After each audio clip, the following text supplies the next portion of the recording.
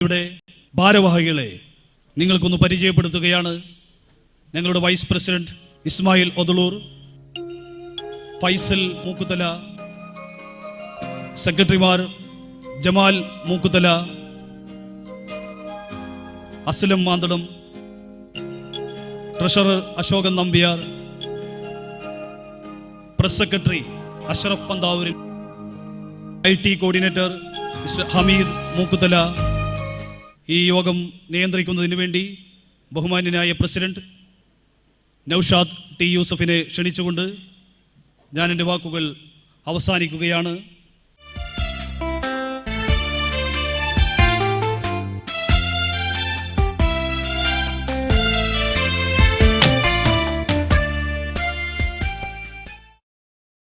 നമ്മുടെ ഏവരുടെയും പ്രിയങ്കരനായ ശ്രീ ആലങ്കോട് ലീലാകൃഷ്ണൻ, ചങ്ങാത്തത്തിൻ്റെ മുഖ്യ രക്ഷാധികാരി ജനാബ് P Bava Haji, Kerala social centre president Shri KB Murali,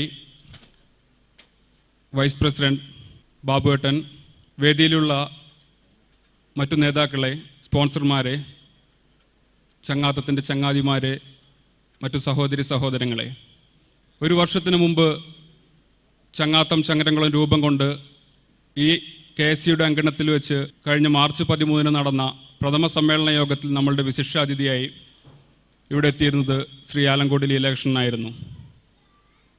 എന്നാൽ അദ്ദേഹത്തിൻ്റെ പ്രസംഗത്തിന് ശേഷം നമ്മുടെ സുഹൃത്തുക്കളിൽ നിന്നും മെമ്പർമാരിൽ നിന്നും തന്നെ എല്ലാം പരക്കെ ഒരു ചെറിയ പരാതി ഉണ്ടായിരുന്നു.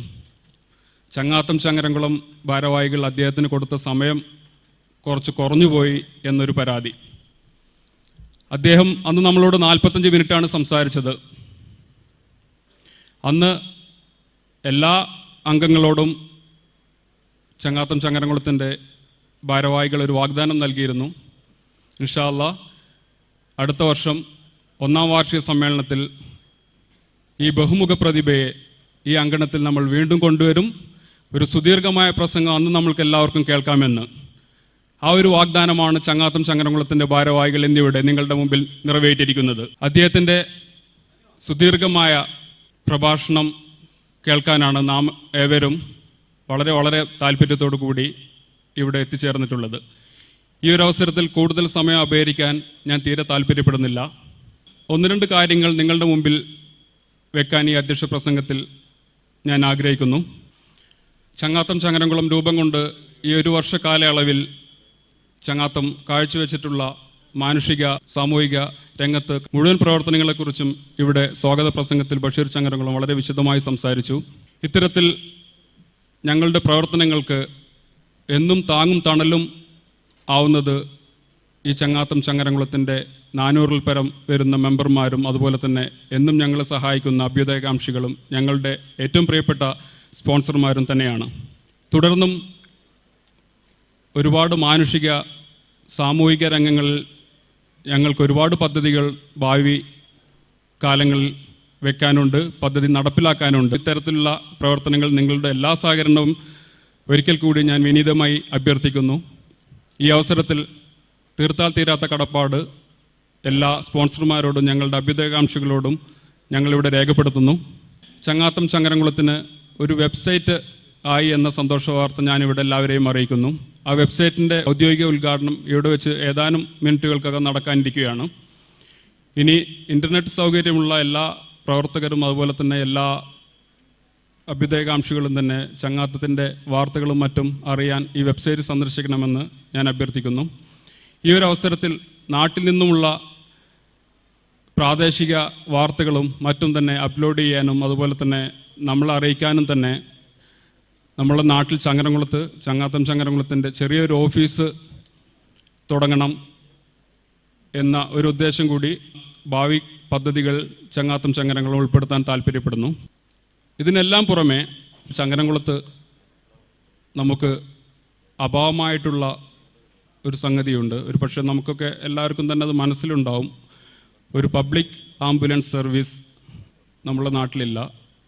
ചങ്ങരംകുളത്ത് ഏതാനും സ്വകാര്യ ആശുപത്രികളിൽ ആ സംവിധാനം ഉണ്ടെങ്കിലും ശരി, ഒരു സാധാരണക്കാരനെ സംബന്ധിച്ച് വളരെ ചുരുങ്ങിയ പൈസക്ക് അത്യാപത്ത് സമയങ്ങളിൽ അടുത്ത ഹോസ്പിറ്റലിൽ എത്താൻ ഒരു ആംബുലൻസ് സർവീസ് എന്ന ആ സംവിധാനം ചങ്ങരംകുളത്തില്ല. ഇതും കൂടി വരുംകാല പ്രവർത്തനങ്ങളിൽ ചങ്ങാത്തം ഉൾപ്പെടുത്താൻ താല്പര്യപ്പെടുന്നു.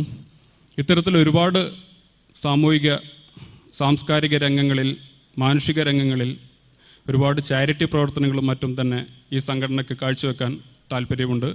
അതെല്ലാം ഞങ്ങളുടെ പദ്ധതിയിൽ ഉൾപ്പെടുത്തി എല്ലാ മെമ്പർമാരെയും എല്ലാവരെയും തന്നെ അറിയിക്കുന്നതായിരിക്കും. ഈ അവസരത്തിൽ ഒരിക്കൽ കൂടി ഞാൻ എല്ലാവരുടെയും സഹകരണം അഭ്യർത്ഥിച്ചുകൊണ്ട് ഞാൻ എൻ്റെ വാക്കുകൾ ചുരുക്കുന്നു. ഈ സമ്മേളനത്തിൻ്റെ ഔദ്യോഗിക ചടങ്ങ് ഉദ്ഘാടനത്തിനായി ഞങ്ങളുടെ ടൈറ്റിൽ സ്പോൺസറായിട്ടുള്ള ഇൻഫിനിറ്റി ട്രാവൽസിൻ്റെ മാനേജർ മിസ്റ്റർ സലീം സിക്കന്ദറിനെ ക്ഷണിച്ചുകൊണ്ട് എൻ്റെ വാക്കുകൾ ഉപസംഹരിക്കുന്നു. ജയ് ഹിന്ദ്. നമസ്കാരം. ചങ്ങാത്തം ഭരിക്കുന്നത് വയസ്സനായ ഞാനൊക്കെ മാറി നിന്നുകൊണ്ട് ചങ്ങാത്തത്തിന് യുവ തുർക്കികളെ സംഭാവന ചെയ്ത ഒരു വർഷമാണ്. മെമ്പേഴ്സിന് ഗുണകരമായ നല്ല നല്ല കാര്യങ്ങൾ കൊണ്ടുവരുവാനും ചങ്ങാത്തത്തിനെ വാനോളം ഉയർത്തുവാനും അവർക്ക് കഴിയട്ടെ എന്ന് ആശംസിച്ചുകൊണ്ട് ഞാൻ നിർത്തുന്നു. നന്ദി, നമസ്കാരം. അടുത്തതായി ആശംസ പ്രസംഗത്തിന് ചങ്ങാത്തം ചങ്ങരംകുളത്തിൻ്റെ മുഖ്യരക്ഷാധികാരിയായ പി ബാവഹാജിയെ ഞാൻ ക്ഷണിച്ചുകൊള്ളുന്നു. ബഹുമാനപ്പെട്ട അധ്യക്ഷ സുഹൃത്ത്, നമ്മുടെ വിശിഷ്ടാതിഥി Shri Alankode Leelakrishnan, Kerala social centre president Murali, വേദിയിലും സദസ്സിലും സന്നിഹിതരായ വിശിഷ്ട വ്യക്തിത്വങ്ങളെ, സുഹൃത്തുക്കളെ, സഹോദരി സഹോദരന്മാരെ, ചങ്ങാത്തം ചങ്ങരംകുളത്തിൻ്റെ 1-ാം വാർഷികത്തിൽ ഇതിൻ്റെ സ്വാഗത പ്രസംഗത്തിൽ ഇതിൻ്റെ പ്രവർത്തനത്തെപ്പറ്റി വളരെ വിശദീകരിക്കുകയുണ്ടായി. വളരെ ചെറുപ്പക്കാരായ പ്രവർത്തകന്മാരുടെ ആത്മാർത്ഥമായ പ്രവർത്തനം കൊണ്ടും നമ്മളുടെ അഭ്യുദയകാംക്ഷികളായ സ്പോൺസർമാരുടെ സഹായം കൊണ്ടുമാണ് ഇത്രമാത്രം കാര്യമായ പ്രവർത്തനങ്ങൾ അവർക്ക് കഴിഞ്ഞത്. അതിന് ഈ അവസരത്തിൽ അവരോടെല്ലാം നമ്മളുടെ നന്ദി രേഖപ്പെടുത്തുവാനും കൂടി ഞാൻ ആഗ്രഹിക്കുകയാണ്. നമ്മളുടെ വിശിഷ്ടാതിഥി ശ്രീ ആലങ്കോട് ലീലാകൃഷ്ണൻ, അദ്ദേഹത്തിൻ്റെ ധൃതികൾക്കിടയിൽ ചങ്ങരംകുളത്തുകാരുടെ സ്വന്തമായ അദ്ദേഹം ഇതിൽ പങ്കെടുക്കാമെന്ന് സമ്മതിക്കുകയും അതിനുവേണ്ടി അദ്ദേഹം ഇവിടെ എത്തുകയും ചെയ്തിട്ടുണ്ട്. അദ്ദേഹത്തോട് ഞങ്ങളുടെ നന്ദി ഈ അവസരത്തിൽ രേഖപ്പെടുത്തുന്നതോടൊപ്പം തന്നെ ഈ വർഷത്തെ പ്രവർത്തനങ്ങൾക്ക്, എല്ലാവരുടെയും കൂട്ടായ പ്രവർത്തനങ്ങൾക്ക് നിങ്ങളുടെ എല്ലാവരുടെയും ആത്മാർത്ഥമായ പ്രവർത്തനങ്ങൾ ഉണ്ടായിരിക്കണമെന്നും അതിനുവേണ്ടി എല്ലാവിധ സഹായ സഹകരണങ്ങൾ നൽകണമെന്നും അഭ്യർത്ഥിച്ചുകൊണ്ട് എല്ലാവിധ ആശംസകളും അർപ്പിച്ചുകൊണ്ട് എൻ്റെ വാക്കുകൾ അവസാനിപ്പിക്കുന്നു. നിങ്ങൾക്ക് നന്ദി, നമസ്കാരം. നാം ഏവരും തന്നെ കാത്തിരിക്കുന്ന നമ്മളുടെ എല്ലാം പ്രിയങ്കരനായ നമ്മുടെ ശ്രീ ആലങ്കോട് ലീലാകൃഷ്ണൻ അദ്ദേഹത്തിൻ്റെ പ്രസംഗമാണ് ഇനി ഇവിടെ നടക്കാനുള്ളത്. അദ്ദേഹത്തെ മുഖ്യപ്രഭാഷണത്തിനായി ക്ഷണിച്ചുകൊള്ളുന്നു.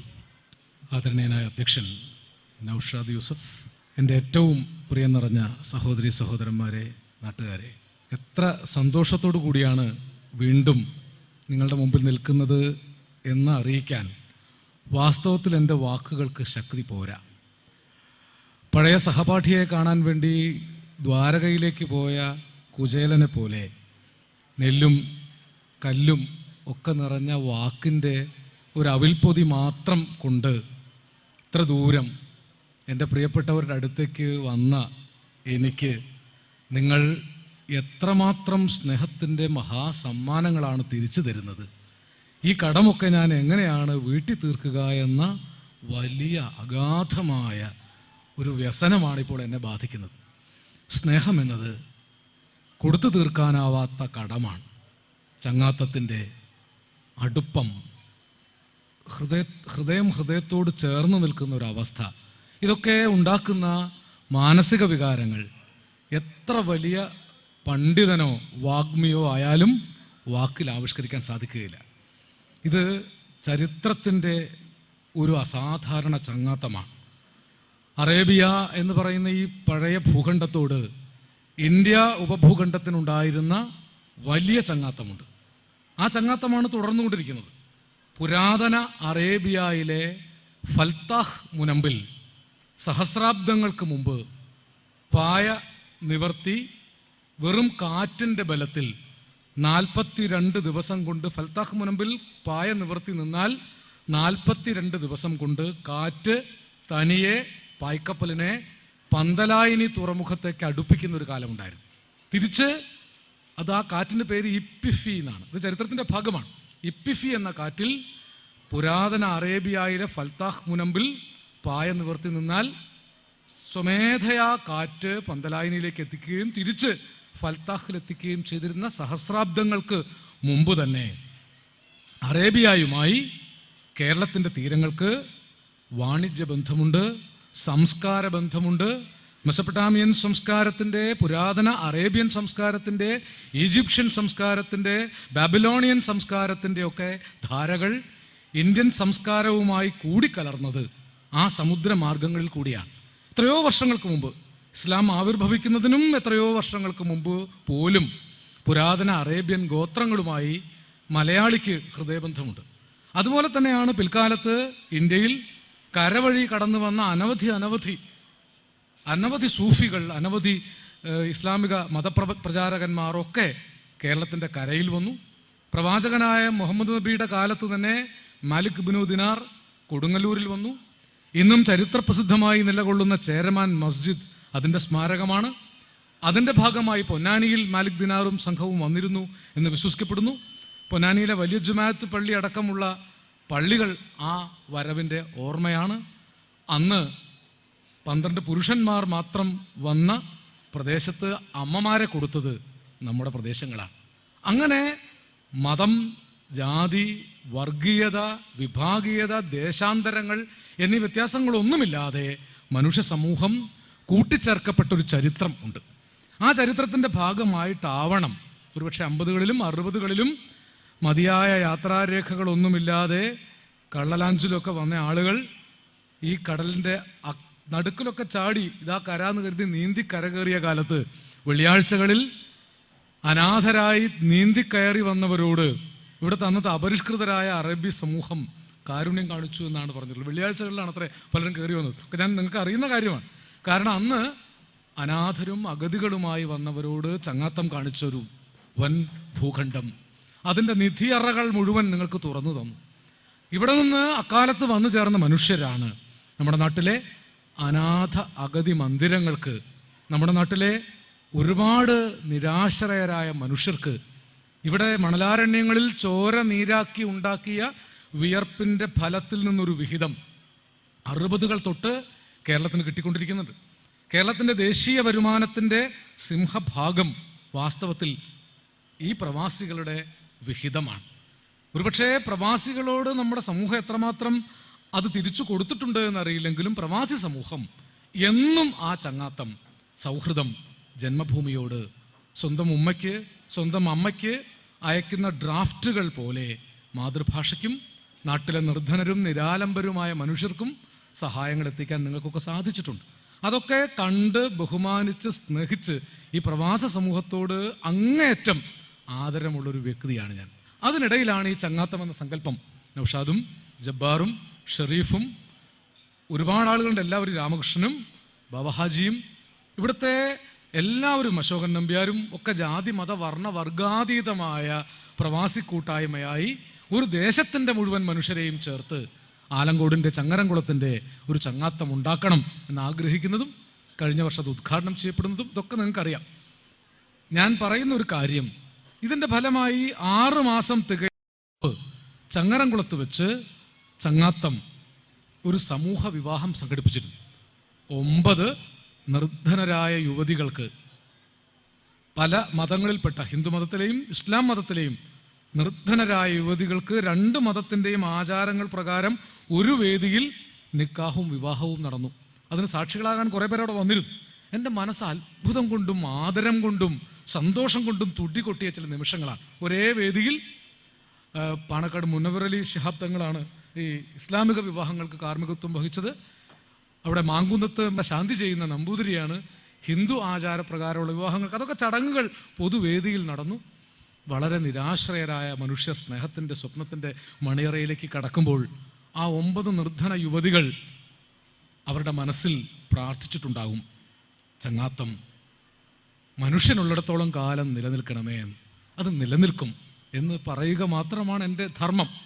നിലനിൽക്കാതെ വയ്യ. ഇത് അപാരമായ സ്നേഹത്തിൽ നിന്നുണ്ടായതാണ്. എന്തൊക്കെ തടസ്സങ്ങളും അഭിപ്രായ വ്യത്യാസങ്ങളൊക്കെ ഉണ്ടായിന്ന് വരാം. ഇതൊരു വലിയ കൂട്ടായ്മയാണ്, പലതരം മനുഷ്യരുണ്ടാവും, ചിലപ്പോൾ ചില തടസ്സങ്ങളൊക്കെ ഉണ്ടാവും. പക്ഷെ അതിനൊക്കെ അതിലംഘിച്ചുകൊണ്ട് ഈ മനുഷ്യ സ്നേഹം മുന്നോട്ട് പോവുക തന്നെ ചെയ്യും. ഇതേ ഉള്ളൂ മനുഷ്യന് ബാക്കി വയ്ക്കാൻ. ഇവിടെ ഇരുന്നു കൊണ്ട് നന്നമുക്കും പള്ളിക്കരയും ചങ്ങരംകുളത്തങ്ങാടിയും പന്താവു പാടവും മൂക്കുതല സ്കൂളും ചിയാനൂരും മനസ്സിലിട്ട് ഏകാന്ത വിജനങ്ങളായ രാത്രികളിൽ പ്രിയപ്പെട്ടവരെ ഓർത്ത് കണ്ണുനീർ വാർത്ത് തലയിണ നനയിച്ച് മക്കളെ, അമ്മയെ, ഉമ്മയെ, പെങ്ങന്മാരെയൊക്കെ വിചാരിച്ച് നിങ്ങൾ സ്നേഹത്തിൻ്റെ നിമന്ത്രണങ്ങളിലൂടെ തരുന്ന ഒരു വലിയ ആശീർവാദമുണ്ട്. എവിടെയൊക്കെ മലയാളി എത്തിപ്പെട്ടിട്ടുണ്ടോ അവിടെയൊക്കെ മലയാളി ഈ പെറ്റ നാടിനെ എപ്പോഴും സ്മരിച്ചിട്ടുണ്ട്.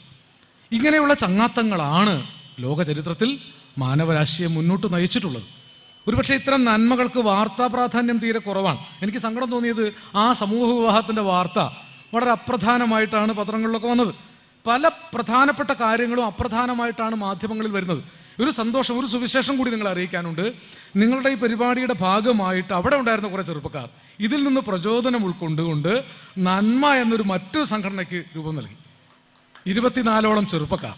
ഇത് സന്തോഷത്തോടുകൂടി പറയാൻ അവർ ലക്ഷ്യം വെച്ചത് ആ പ്രദേശത്തെ രോഗികളെ, വിശേഷിച്ചും ക്യാൻസർ രോഗികളെ പരിപൂർണ സംരക്ഷണം കൊടുക്കാൻ വേണ്ടിയാണ് 24 ചെറുപ്പക്കാർ ചേർന്ന് നന്മ എന്ന പേരിൽ മജിഷ്യൻ മുതുകാടിൻ്റെ ഒരു പരിപാടിയൊക്കെ നടത്തി അവർ ധനമൊക്കെ സമാഹരിച്ചിട്ടുണ്ട്. ആ പ്രവർത്തനം മുന്നോട്ട് പോവുകയാണ്. ചെറുപ്പക്കാർ കൊട്ടേഷൻ സംഘങ്ങളിലേക്ക് പോകുന്ന കാലത്താണ്. ഞാനിത് വെറുതെ പറയുന്നതല്ല. 4 ചെറുപ്പക്കാർ കൂടിയാൽ ചങ്ങാത്തം ഉണ്ടാക്കണമെന്ന് ഇപ്പോൾ കേരളത്തിൽ അങ്ങനെ ആളുകൾ വിചാരിക്കുന്നില്ല. 4 ചെറുപ്പക്കാർ കൂടിയാൽ കൊട്ടേഷൻ സംഘം ഉണ്ടാക്കാം എന്ന് ആലോചിക്കുന്ന കാലമാണ്. കൈ വെട്ടിക്കൊടുത്താൽ, കാല് വെട്ടിക്കൊടുത്താൽ, തല വെട്ടിക്കൊടുത്താൽ പണം കിട്ടും. നമ്മൾ മതഭീകരന്മാരെയും ഫാഷിസ്റ്റുകളെയും കുറിച്ച് മാത്രമാണ് പലപ്പോഴും സംസാരിക്കുന്നത്. മതഭീകരവാദം, തീവ്രവാദം, സാമ്പത്തിക ഭീകരവാദം എന്നൊരു വാദത്തെക്കുറിച്ച് നമ്മൾ അങ്ങനെ ചർച്ച ചെയ്യാറില്ല. ഈ കൊട്ടേഷൻ സംഘങ്ങളെയൊക്കെ സൃഷ്ടിക്കുന്നത് സാമ്പത്തിക ഭീകരവാദമാണ്. എളുപ്പത്തിൽ പണം ഉണ്ടാക്കാൻ വേണ്ടി ചെറുപ്പക്കാരെ ആകർഷിക്കുന്ന ഇതൊക്കെ ഇവിടെ ഒന്ന് പറഞ്ഞാൽ എനിക്ക് തിരിച്ച് നാട്ടിലേക്ക് പോകാൻ സാധിക്കുമെന്നറിയില്ല. എങ്കിലും ഇതൊരു യാഥാർത്ഥ്യമാണ്. ഞാൻ പറയാതെ തന്നെ നിങ്ങൾക്കറിയാം, ആലങ്കോട് ലീലാകൃഷ്ണനെ അറിയുന്നതിനേക്കാൾ നിങ്ങൾ ക്ലാരി സതീശിനെയും പുത്തൻപാലൻ രാജേഷിനെയും കോടാലി ശ്രീധരനെയും മൃഗം സാജുവിനെയും ഒക്കെ അറിയും. കാരണം അത്രത്തോളം സാമ്പത്തിക കുറ്റവാളികൾ, ക്രിമിനൽ കുറ്റവാളികൾ മാധ്യമങ്ങളിൽ നിറഞ്ഞു നിൽക്കുകയാണ്. ഒരു പത്രത്തിൽ ഞാൻ വായിച്ചത്, അദ്ദേഹം വളരെ കാലമായി കൊട്ടേഷൻ പ്രവർത്തനങ്ങളിൽ ഏർപ്പെട്ടുകൊണ്ടിരിക്കുകയാണ്. ഇന്നേ വരെ പോലീസിന് അയാളെ തൊടാൻ സാധിച്ചിട്ടില്ല. അനവധി വിദേശയാത്രകൾ നടത്തിയിട്ടുണ്ട്. ഭാര്യയും ഒന്നിച്ച് വിദേശയാത്രയ്ക്ക് പോകാനിരിക്കെയാണ് മുത്തൂറ്റ് കേസിൽ അദ്ദേഹം പിടിയിലായത്. അദ്ദേഹം എന്നൊക്കെ കേട്ടാൽ കുട്ടികൾ വിചാരിക്കും ഇദ്ദേഹത്തെ പോലെ ആയാൽ എത്ര നന്നായിരുന്നു അല്ലേ. പോലീസിന് തൊടാൻ സാധിക്കില്ല, ഭാര്യയുമായി വിദേശയാത്രകൾ നടത്താം. നമ്മുടെ മഹാത്മാക്കളെക്കാൾ ഏറെ സൗകര്യങ്ങളാണ് കിട്ടുന്നത്. മഹാത്മാഗാന്ധി ആവാൻ ആളെ കിട്ടുമോ? ഇങ്ങനത്തെയൊക്കെ എളുപ്പത്തിലുള്ള ധനസമാഹരണ മാർഗങ്ങൾ നാട്ടിൽ പെരുകി വരുന്നു. അപ്പം അതിനിടയിലാണ് ചങ്ങാത്തം ചങ്ങരംകുളത്തിൻ്റെ പ്രേരണയിൽ 24 ചെറുപ്പക്കാർ ചേർന്ന് രോഗികൾക്ക് സഹായം എത്തിക്കാൻ ഒരു സംഘടന ഉണ്ടാക്കി. അപ്പം ഇതൊക്കെയാണ് എനിക്ക് നിങ്ങളോട് പറയാനുള്ളത്. അല്ലാതെ എൻ്റെ കയ്യിൽ വാസ്തവത്തിൽ മറ്റൊന്നുമില്ല. ഈ നന്മ കാണുമ്പോൾ ഇതാ നന്മ, ഞാൻ ഈ വെളിച്ചത്തിൻ്റെ കൂടെയുണ്ട് എന്ന് പറയാൻ ദൈവാനുഗ്രഹത്താൽ എൻ്റെ നാവിൻ തുമ്പത്ത് നല്ല വാക്കോതുവാനുള്ള ഒരു ത്രാണി ആരോ തന്ന് അനുഗ്രഹിച്ചിരിക്കുന്നു. എപ്പോഴും ഞാനത് മാത്രമേ പ്രാർത്ഥിക്കാറുള്ളൂ. നല്ല വാക്കോതുവാൻ ത്രാണി ഉണ്ടാക്കണം. ചീത്ത പറയുന്ന ആളുകളെ കൊണ്ട് സമൂഹത്തിൽ യാതൊരു രക്ഷയുമില്ല. എന്നോട് എൻ്റെ സുഹൃത്ത് പറയുന്നത് ചെയ്തു, ഒരു 2 വിവാദ പരാമർശങ്ങളൊക്കെ നടത്തിയാലേ വാർത്തയിൽ ഇടം കിട്ടുകയുള്ളൂ. എൻ്റെ ജ്യേഷ്ഠതുല്യനായ ഒരു സാഹിത്യകാരൻ അടുത്ത ദിവസം ഇവിടെ വന്നിട്ട് ആരെയൊക്കെ ചീത്ത പറഞ്ഞിട്ട് പോയിരുന്നു. അപ്പോൾ പത്രത്തിൽ അതൊക്കെ വാർത്തയായിട്ട് വന്നു. അപ്പോൾ സാഹിത്യകാരന്മാർ വരുന്നിടത്തൊക്കെ ആളുകൾ ആരെങ്കിലും ചീത്ത പറയുമെന്ന് വിചാരിച്ചിങ്ങനെ ഇരിക്കുക. എനിക്ക് ആരെയും ചീത്ത പറയാൻ അറിഞ്ഞുകൂടാ. അതുകൊണ്ട് വിവാദ പ്രസംഗം നിങ്ങൾ എന്നിൽ നിന്ന് പ്രതീക്ഷിക്കരുത്.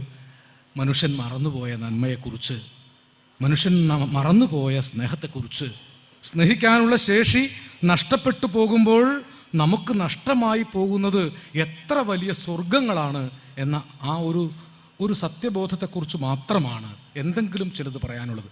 മനുഷ്യൻ കൂടുതൽ ഒറ്റപ്പെടുന്ന കാലത്താണ് നമ്മൾ ജീവിക്കുന്നത്. ഒറ്റപ്പെടുന്ന മനുഷ്യൻ 3 തരത്തിലാണ് സമൂഹത്തിൽ പെരുമാറുക. ഒറ്റപ്പെട്ട മനുഷ്യൻ ഒന്നുകിൽ ക്രിമിനലായിത്തീരും. ഒറ്റപ്പെട്ട മനുഷ്യരാണ് പലപ്പോഴും ക്രിമിനലുകളായിത്തീരുന്നത്.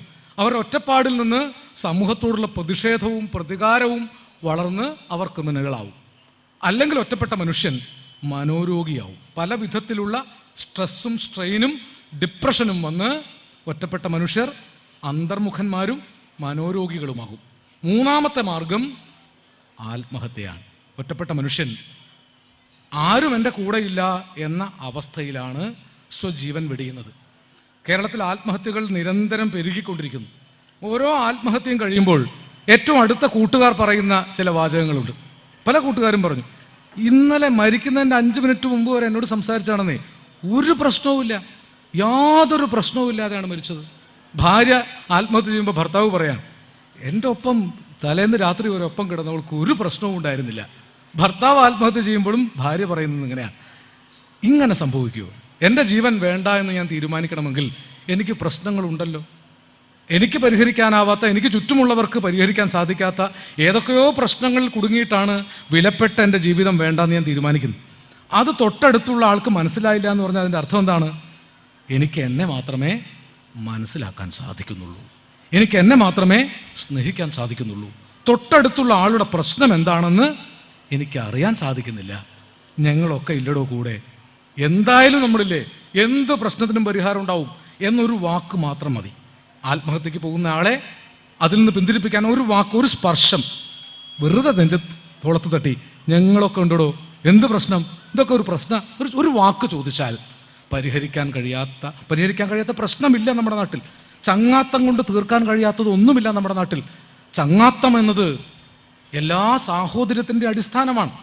നമ്മൾ പൊന്നാനിക്കാർ എന്ന് ഞാൻ പറയുന്നത് പ്രാദേശികവാദമാവും. നമ്മൾ ചങ്ങരംകുളത്തുകാർ, നമ്മൾ പൊന്നാനിക്കാർ, നമ്മൾ മലപ്പുറം ജില്ലക്കാർ, നമ്മൾ കേരളീയർ, നമ്മൾ ഭാരതീയർ, നമ്മൾ വിശ്വപൗരന്മാർ. ഷെയ്ഖ് ഖലീഫ എന്ന് പറയുന്ന ഒരു ഭരണാധികാരി ഇവിടെ നമുക്ക് പല സ്വാതന്ത്ര്യങ്ങളും തന്നിരിക്കുന്നു. അല്ലെങ്കിൽ ഇങ്ങനെ ഒരുമിച്ചിരുന്ന് സംഘടന ഉണ്ടാക്കാനും ഈ ഭരണാധികാരിയുടെ സ്നേഹവും അതിൻ്റെ പിറകിലുണ്ട്.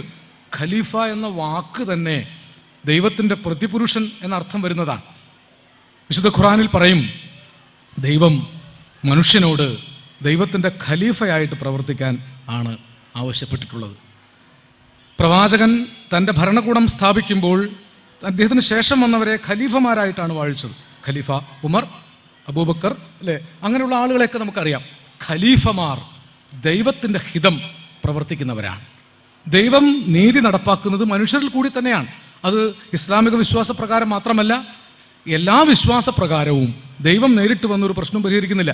നൗഷാദിനൊരു പ്രശ്നമുണ്ടെങ്കിൽ ഞാൻ അതിലിടപെട്ട് പരിഹാരമുണ്ടാക്കുമ്പോൾ ദൈവത്തിൻ്റെ ഖലീഫയായി ഞാൻ നൗഷാദിനെ സമാശ്വസിപ്പിക്കുകയോ നൗഷാദിനെ സഹായിക്കുകയോ ആണ്. തിരിച്ചും അങ്ങനെയാണ്. ഇങ്ങനെയാണ് മനുഷ്യ സമൂഹം പരസ്പരം സ്നേഹത്തിൽ പുനഃക്രമീകരിക്കപ്പെടുന്നത്. ഇപ്പോൾ ദൈവം എന്ന് പറയുന്നൊരു സങ്കല്പം തന്നെ ഈ അർത്ഥത്തിലാണ് പ്രവർത്തിക്കുന്നത്. മാനവ സേവ, മാധവ സേവ എന്ന് ഹൈന്ദവ സങ്കല്പങ്ങളിൽ പലയിടത്തും പറയും. മനുഷ്യനെ സേവിക്കുകയാണ് ദൈവത്തെ സേവിക്കാനുള്ള മാർഗം. ഒരു സൂഫി കഥ ഞാൻ കേട്ടിട്ടുള്ളത്, നിങ്ങൾക്ക് ഒരുപക്ഷെ കേട്ടറിവുള്ള കഥയായിരിക്കും. ഒരിടത്ത് ഒരു സുലൈമാൻ ഉണ്ടായിരുന്നു. ആ സുലൈമാൻ ആളുകളെ സഹായിച്ച് ജീവിച്ച ഒരാളാണ്.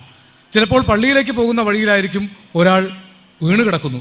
സുലൈമാൻ പള്ളിയിൽ പോകാതെ അയാളെയും കൊണ്ട് ആശുപത്രിയിലേക്ക് പോകും. ചിലപ്പോൾ പ്രാർത്ഥിക്കാനിരിക്കുന്ന സമയത്താണ് ഒരാളുടെ സങ്കടം കേൾക്കുന്നു. അയാൾ പ്രാർത്ഥന ഇടയിൽ നിർത്തി ആ സങ്കടം പരിഹരിക്കാൻ വേണ്ടി പോകും. അങ്ങനെ പരമ്പരാഗതമായ വിശ്വാസികളൊക്കെ പറഞ്ഞു, ഇയാൾ പള്ളിയിൽ വരില്ല, വേറെ നാട്ടുകാരെ സഹായിക്കാൻ വേണ്ടി നടക്കും, പ്രാർത്ഥനയ്ക്ക് വരില്ല.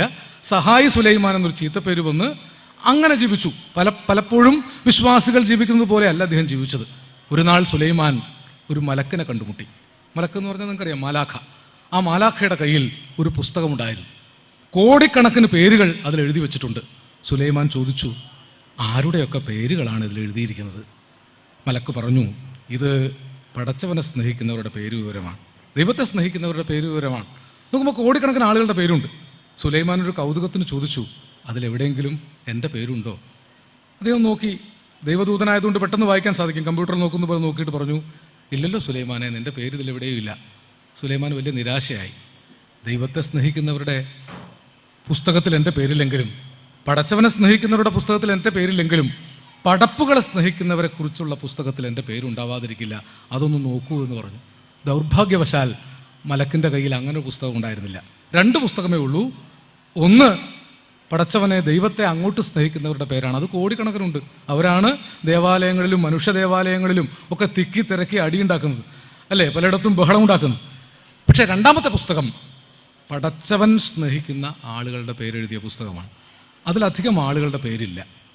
അതിലൊരു പേര് സുലൈമാൻ്റേതായിരുന്നു. ഈ സൂഫി കഥ പറഞ്ഞ ആചാര്യൻ എന്നോട് പറഞ്ഞു തന്നത്, ദൈവത്തെ സ്നേഹിക്കാനുള്ള, പടച്ചവനെ സ്നേഹിക്കാനുള്ള ഒരു മാർഗം പടപ്പുകളെ സ്നേഹിക്കുകയാണ്. ആ സ്നേഹമാണ് ചങ്ങാത്തം ചെയ്തത്. അവരുടെ പ്രവൃത്തി 9 നിർധന യുവതികൾക്ക് മംഗല്യഭാഗ്യമുണ്ടാക്കി കൊടുക്കുക മാത്രമല്ല, ഇനി അവരുടെ മനസ്സിൽ പല സംഗതികളുമുണ്ട്. ഇവിടെ വലിയ പണക്കാരൊന്നുമല്ല അതിലുള്ളത്, എൻ്റെ കൂട്ടുകാരാണ്. അവരൊക്കെ പല ഘട്ടങ്ങളിൽ അവിടെ ജീവിക്കാൻ പ്രയാസമായതുകൊണ്ട്, അവിടെ നിൽക്കക്കള്ളി ഇല്ലാത്തതുകൊണ്ട് കടൽ കടന്ന് ഇങ്ങോട്ട് പോകുന്നതാണ്. അവിടെ സാമാന്യം സൗകര്യം ഉണ്ടായിരുന്നെങ്കിൽ ഇവിടേക്ക് വരികയില്ല. ഉറ്റവരെ വെടിഞ്ഞ് ഇപ്പോൾ ബാവാഹാജിയൊക്കെ 40 കൊല്ലത്തിലധികമായി. ഞാൻ ഇദ്ദേഹത്തെ അവിടെ നെല്ലിശ്ശേരി സ്കൂളിൻ്റെ മാനേജ്മെൻറ്റ് ഏറ്റെടുക്കുന്ന സമയത്ത് പരിചയപ്പെടുമ്പോൾ ആലങ്കോട്ടുകാരനാണ്, കക്കടിപ്പുറത്താണെന്ന് പറഞ്ഞപ്പോൾ എനിക്ക് കണ്ട പരിചയമില്ല. അപ്പോൾ എന്നെ കണ്ട പരിചയം ഉണ്ടാവില്ല. ഞാൻ 4.5 പതിറ്റാണ്ടായി ദൂരെയാണ്. ഇവിടെ വരുമ്പോഴാണ് അബുദാബിയിലെ എല്ലാ നല്ല കാര്യങ്ങളുടെയും മുമ്പിൽ ബാവാഹാജിയുണ്ട്. ഇവിടുത്തെ എല്ലാ വിഭാഗക്കാരും, ഈ പ്രദേശത്തുകാർ പോലും അദ്ദേഹത്തെ കാണുമ്പോൾ സലാം പറയുന്നു. ഞാൻ ആ പള്ളിയിൽ വെച്ച് കണ്ടൊരു അത്ഭുതം, ഒരുപാട് ഈ അറബി വംശജരായ ആളുകൾ ഇദ്ദേഹത്തോട് ആദരപൂർവ്വം സലാം പറയുന്നു. ഇങ്ങനെ സ്നേഹം കൊണ്ട് ഇവിടുത്തെ ഹൃദയങ്ങളെ കീഴ്പ്പെടുത്തിക്കൊണ്ട് കുറേ ആളുകൾ, ഇവിടുത്തെ ദേശത്തെ ഒരുമിപ്പിക്കാൻ കുറേ ആളുകൾ, ഇവരുടെ മുഴുവൻ മനസ്സിനെ കൂട്ടിച്ചേർക്കാൻ കുറേ ആളുകൾ, അതിൽ നിന്നൊരു വിഹിതം നിരാശ്രയർക്ക്, പടപ്പുകൾക്ക് എത്തിച്ചു കൊടുക്കണം. പടപ്പുകൾ എന്ന് പറഞ്ഞാൽ അത് മനുഷ്യർ മാത്രമൊന്നുമല്ല, പലതരം ജീവജാലങ്ങൾ, ചെടികൾ, പുഴകൾ, കായലുകൾ, കുന്നുകൾ, നെൽവയലുകൾ, ഇതൊക്കെയും ദൈവത്തിൻ്റെ പടപ്പുകളാണ്. ഒരു പുഴയെ കൊന്നു കളയുന്നവർ വാസ്തവത്തിൽ ചെയ്യുന്നത് ദൈവനീതിയെ ലംഘിക്കുകയാണ്. ഇതൊക്കെ പറഞ്ഞാൽ ഇന്ന് നമ്മുടെ നാട്ടിൽ വിലപ്പോവുകയില്ല. 44 നദികളും അതിലേറെ കായലുകളും അതിലേറെ ശുദ്ധജല തടാകങ്ങളും കുളങ്ങളും തോടുകളും കിണറുകളും ചതുപ്പുകളും വയൽപ്പരപ്പുകളും ഉണ്ടായിരുന്ന കേരളത്തിൽ ഇന്ന് മീനമാസത്തിൽ മലയാളിക്ക് സൂര്യാഘാതം ഏൽക്കുകയാണ്. മീനമാസത്തിൽ മലയാളിക്ക് പൊള്ളുകയാണ്. പാലക്കാട്ട് സൂര്യാഘാതമേറ്റും പൊള്ളലേറ്റും ആശുപത്രിയിലേക്ക് ആളുകൾ പോകുമ്പോൾ സത്യത്തിൽ വളരെ സങ്കടത്തോടു കൂടി ഞാൻ ഓർത്തു, ഒരു നദി കണ്ണുനീര് പോലെ വറ്റി വറ്റി വറ്റി വറ്റി ഇല്ലാതാകുകയാണ്. ഭാരതപ്പുഴ എന്ന നിള നിങ്ങളൊന്നും പോകുന്ന കാലത്തെ പോലെ അല്ല ഇപ്പോൾ. നിങ്ങളുടെ മനസ്സിലൊക്കെ അന്ന് കൊണ്ടുപോകുന്ന നന്മ ബാക്കിയുള്ളത് കൊണ്ടാണ് ഇപ്പോൾ കേരളത്തിൽ ഇല്ലാത്ത കൂട്ടായ്മകൾ ഗൾഫ് നാടുകളിൽ ഉണ്ടാകുന്നത്. ഒരുപക്ഷെ 30, 40, 20 വർഷം മുമ്പ് കേരളത്തിൽ നിന്ന് പോരുമ്പോൾ അവിടെ ഉണ്ടായിരുന്ന നന്മകളെയും കൊണ്ടാണ് നിങ്ങൾ പോകുന്നത്. നിങ്ങൾ ആ നന്മകളെ കൈവിട്ട് കളഞ്ഞില്ല. മലയാളി ആധുനിക നാഗരിക വേഗതയിൽ നന്മകൾ ഓരോന്നായി കൈവിട്ട് അത്യന്തം സങ്കീർണമായ ഒരു ചുറ്റുപാടിൽ ജീവിക്കുകയാണ്.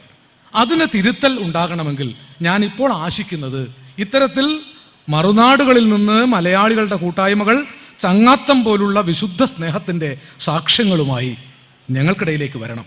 ഉറങ്ങിക്കിടക്കുന്ന, നഷ്ടപ്പെടുത്തി കളഞ്ഞ, വിലപ്പെട്ടതൊക്കെ ഉപേക്ഷിച്ച ഞങ്ങളെപ്പോലുള്ള മൂഢന്മാരോട് പറയണം, ഇതാ സ്നേഹത്തിൻ്റെ മഹത്തായ ചങ്ങാത്തം കൊണ്ട് ഞങ്ങൾ സനാഥരായിരിക്കുന്നു.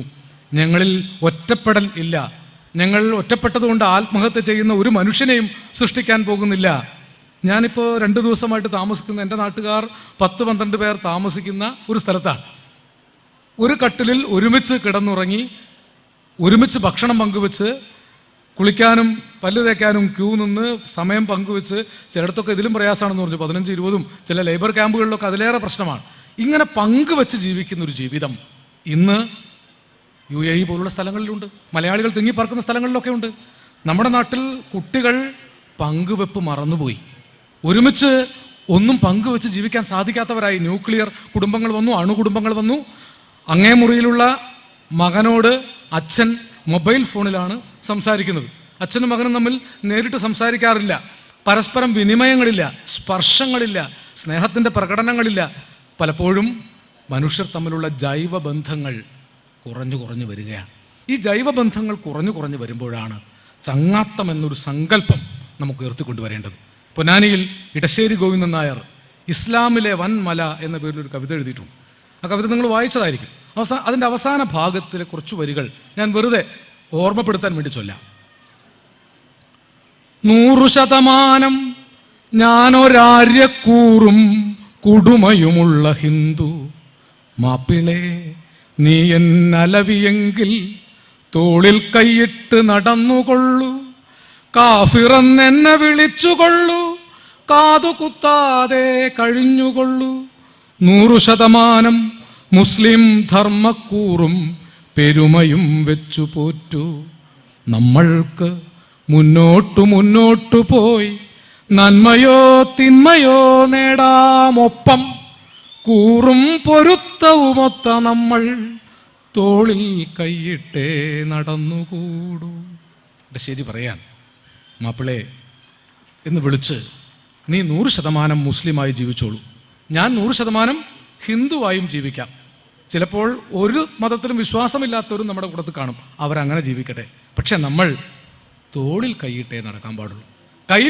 തോളിൽ നിന്ന് കൈയെടുക്കാനുള്ള ഒരു സാഹചര്യവും നമ്മുടെ നാട്ടിലില്ല. ഇത് വർഷങ്ങൾക്ക് മുമ്പ് ഇടശ്ശേരി എഴുതിയതാണ്. പൊന്നാനി ലോകത്തിൻ്റെ മുമ്പിൽ വെച്ച ഒരു സംസ്കാരം ഈ മഹനീയമായ മാനവ മൈത്രിയുടേതാണ്. മനസ്സ് നന്നാവട്ടെ, മതം ഏതെങ്കിലും ആവട്ടെ, മാനവഹൃത്തിൻ ചില്ലയിലെല്ലാം മൺപുകൾ വിരിയട്ടെ. നരനും തമ്മിൽ സാഹോദര്യം ഉദിക്കണം, അതിന് വിഘ്നമായുള്ളതെല്ലാം ഇല്ലാതെയാകണം. ഇത് ഗുരുദേവന്റെ വചനമാണ്. മനുഷ്യനും തമ്മിൽ സാഹോദര്യവും ചങ്ങാത്തവും ഉണ്ടാകണം. ഇടശ്ശേരി എഴുതിയതിൻ്റെ പിന്തുടർച്ചയിൽ വന്ന എഴുത്തുകാരനാണ് ഉറൂബ് എന്ന PC കുട്ടിക്കൃഷ്ണൻ. PC കുട്ടിക്കൃഷ്ണൻ എന്ന ഉറൂബ് എന്ന തൂലികാനാമം സ്വീകരിച്ചത് ഉറൂബ് അറബ് വാക്കാണ്. നിങ്ങൾ എത്രമാത്രം അത് മനസ്സിലാക്കിയിട്ടുണ്ടെന്നറിയില്ല. എത്ര വർഷങ്ങൾക്ക് മുമ്പാണ് PC കുട്ടിക്കൃഷ്ണൻ ഒരു അറബ് പദം തൻ്റെ തൂലികാനാമമായിട്ട് സ്വീകരിക്കുന്നത്. അദ്ദേഹം അങ്ങനെ പറഞ്ഞിട്ടൊന്നുമില്ല, ഞാൻ അറബ് പദം സ്വീകരിച്ചുകൊണ്ട് ചങ്ങാത്തം കൂടുകയാണ് എന്നൊന്നും പറഞ്ഞിട്ടല്ല. ചങ്ങാത്തം സംഭവിച്ചു എന്ന് മാത്രമല്ല, അദ്ദേഹം മനുഷ്യരൊക്കെ സുന്ദരികളും സുന്ദരന്മാരുമാണെന്ന് വിചാരിച്ച ആളാണ്. അതിലൊരു ഇരുമ്പൻ ഗോവിന്ദൻ നായരുണ്ട്. നിങ്ങൾ സുന്ദരികളും സുന്ദരന്മാരും എന്ന നോവൽ വായിച്ചിട്ടുണ്ടോ എന്നിപ്പോൾ ചോദിക്കാൻ പേടിയാണ്. ആളുകൾ വായിക്കുന്നില്ല എന്നതൊരു സത്യമാണ് അല്ലേ. ഞാൻ കഴിഞ്ഞ തവണ വന്ന് റിയാലിറ്റി ഷോകളെക്കുറിച്ചും സീരിയലുകളെക്കുറിച്ചൊക്കെ പറഞ്ഞതുകൊണ്ട് ഞാൻ ഇനി പറയുന്നില്ല. കാരണം സീരിയലുകളുടെ പ്രളയം കാരണം 6:30 മണി മുതൽ 11 മണി വരെ ഗൃഹസദസ്സുകളിൽ പെണ്ണുങ്ങൾ ഒഴുക്കുന്ന കണ്ണുനീരൊക്കെ കൂടി ശേഖരിച്ചാൽ ഒരു 10-15 മുല്ലപ്പെരിയാർ ഉണ്ടാക്കാനുള്ള വെള്ളം വെറുതെ പാഴായി പോവുകയാണ്. യാതൊരു പ്രയോജനവും ഇല്ലാതെയാണ്. സീരിയലിലെ രോഗിയെ കണ്ട് കരയുമെന്നല്ലാതെ അയൽ വീട്ടിലെ രോഗിക്ക് ഒരു നേരത്തെ കഞ്ഞിവെള്ളം കൊടുക്കാനുള്ള മനോഭാവം ഉണ്ടാകുന്നില്ല. ഇതൊരു അപകടകരമായ മുറിവാണ് മലയാളി ജീവിതത്തിൽ സംഭവിച്ചിരിക്കുന്നത്. ഞാൻ പറഞ്ഞതല്ല. ഉറൂബ് എഴുതിയ നോവലിൽ ഇരുമ്പൻ ഗോവിന്ദൻ നായർ 21-ലെ ലഹളക്കാലത്ത് ഒരു സ്ഥലത്ത് ഒറ്റപ്പെട്ടു. അവിടെ വെച്ച് കുഞ്ഞുകുട്ടിയമ്മ എന്നൊരു സ്ത്രീയെ കണ്ടുമുട്ടി. അവരും സുഹൃത്തുക്കളിൽ നിന്ന് ഒറ്റപ്പെട്ട് വന്നിരിക്കുകയാണ്. രണ്ടുപേർക്കും ആരുമില്ല. കുഞ്ഞുകുട്ടിയമ്മ ഗോവിന്ദൻ നായരെ ചാരി, ഗോവിന്ദൻ നായർ കുഞ്ചുകുട്ടിയമ്മയും ചാരി. ഓരോരുത്തരും അങ്ങോട്ട് ചാരിയതാണ്. കുഞ്ചുകുട്ടിയമ്മ വിചാരിക്കുകയാണ് ഗോവിന്ദൻ നായർ എന്നെ താങ്ങുകയാണ്, ഗോവിന്ദൻ നായർ വിചാരിക്കുകയാണ് കുഞ്ചുകുട്ടിയമ്മ എന്നെ താങ്ങുകയാണ്. ആലോചിച്ച് നോക്കണം, നിരാലംബമായ ജീവിതത്തിൽ അങ്ങനെ ഒറ്റപ്പെട്ടു നോക്കണം. രണ്ട് മനുഷ്യർക്ക് പരസ്പരം താങ്ങുപലകളാകാൻ പറ്റും. ആ താങ്ങലിനിടയിൽ അവർ പ്രണയബദ്ധരായി. അങ്ങനെ അതൊക്കെ കഴിഞ്ഞവർ പിരിഞ്ഞുപോയി. അതിൽ കുഞ്ചുകുട്ടിയമ്മ ഗർഭിണിയായി. ഗോവിന്ദൻ നായർ വേറൊരു വഴിക്ക് പോയി, കുഞ്ചുകുട്ടിയമ്മ മറ്റൊരു വഴിക്ക് പോയി. അവർ പിന്നീട് കണ്ടില്ല. ഗോവിന്ദൻ നായർ മതം മാറി സുലൈമാനായി. ഇരുമ്പൻ ഗോവിന്ദൻ നായർ മതം മാറിയപ്പോൾ ഇരുമ്പൻ സുലൈമാനായി. അതാ രസം. ഗോവിന്ദൻ നായർ സുലൈമാനായപ്പോഴും നാട്ടുകാർ കൊടുത്ത ഇരുമ്പൻ എന്ന പേര് പോയില്ല. ആ ഇരട്ടപ്പേര് കൂടെ തന്നെ നിന്നു. അതങ്ങനെയാണ് സാധാരണ സംഭവിക്കുക. അങ്ങനെ ഇരുമ്പൻ സുലൈമാൻ കോഴിക്കോട്ട് കല്ലായി കടവത്ത് മരച്ചാപ്പയിൽ പണിക്കാരനായി. മരച്ചാപ്പയ്ക്കടുത്ത് ചായക്കച്ചവടം നടത്തുകയായിരുന്ന ഖദീജ എന്ന 2 കുട്ടികളുള്ള വിധവയെ സുലൈമാൻ കല്യാണം കഴിച്ചു.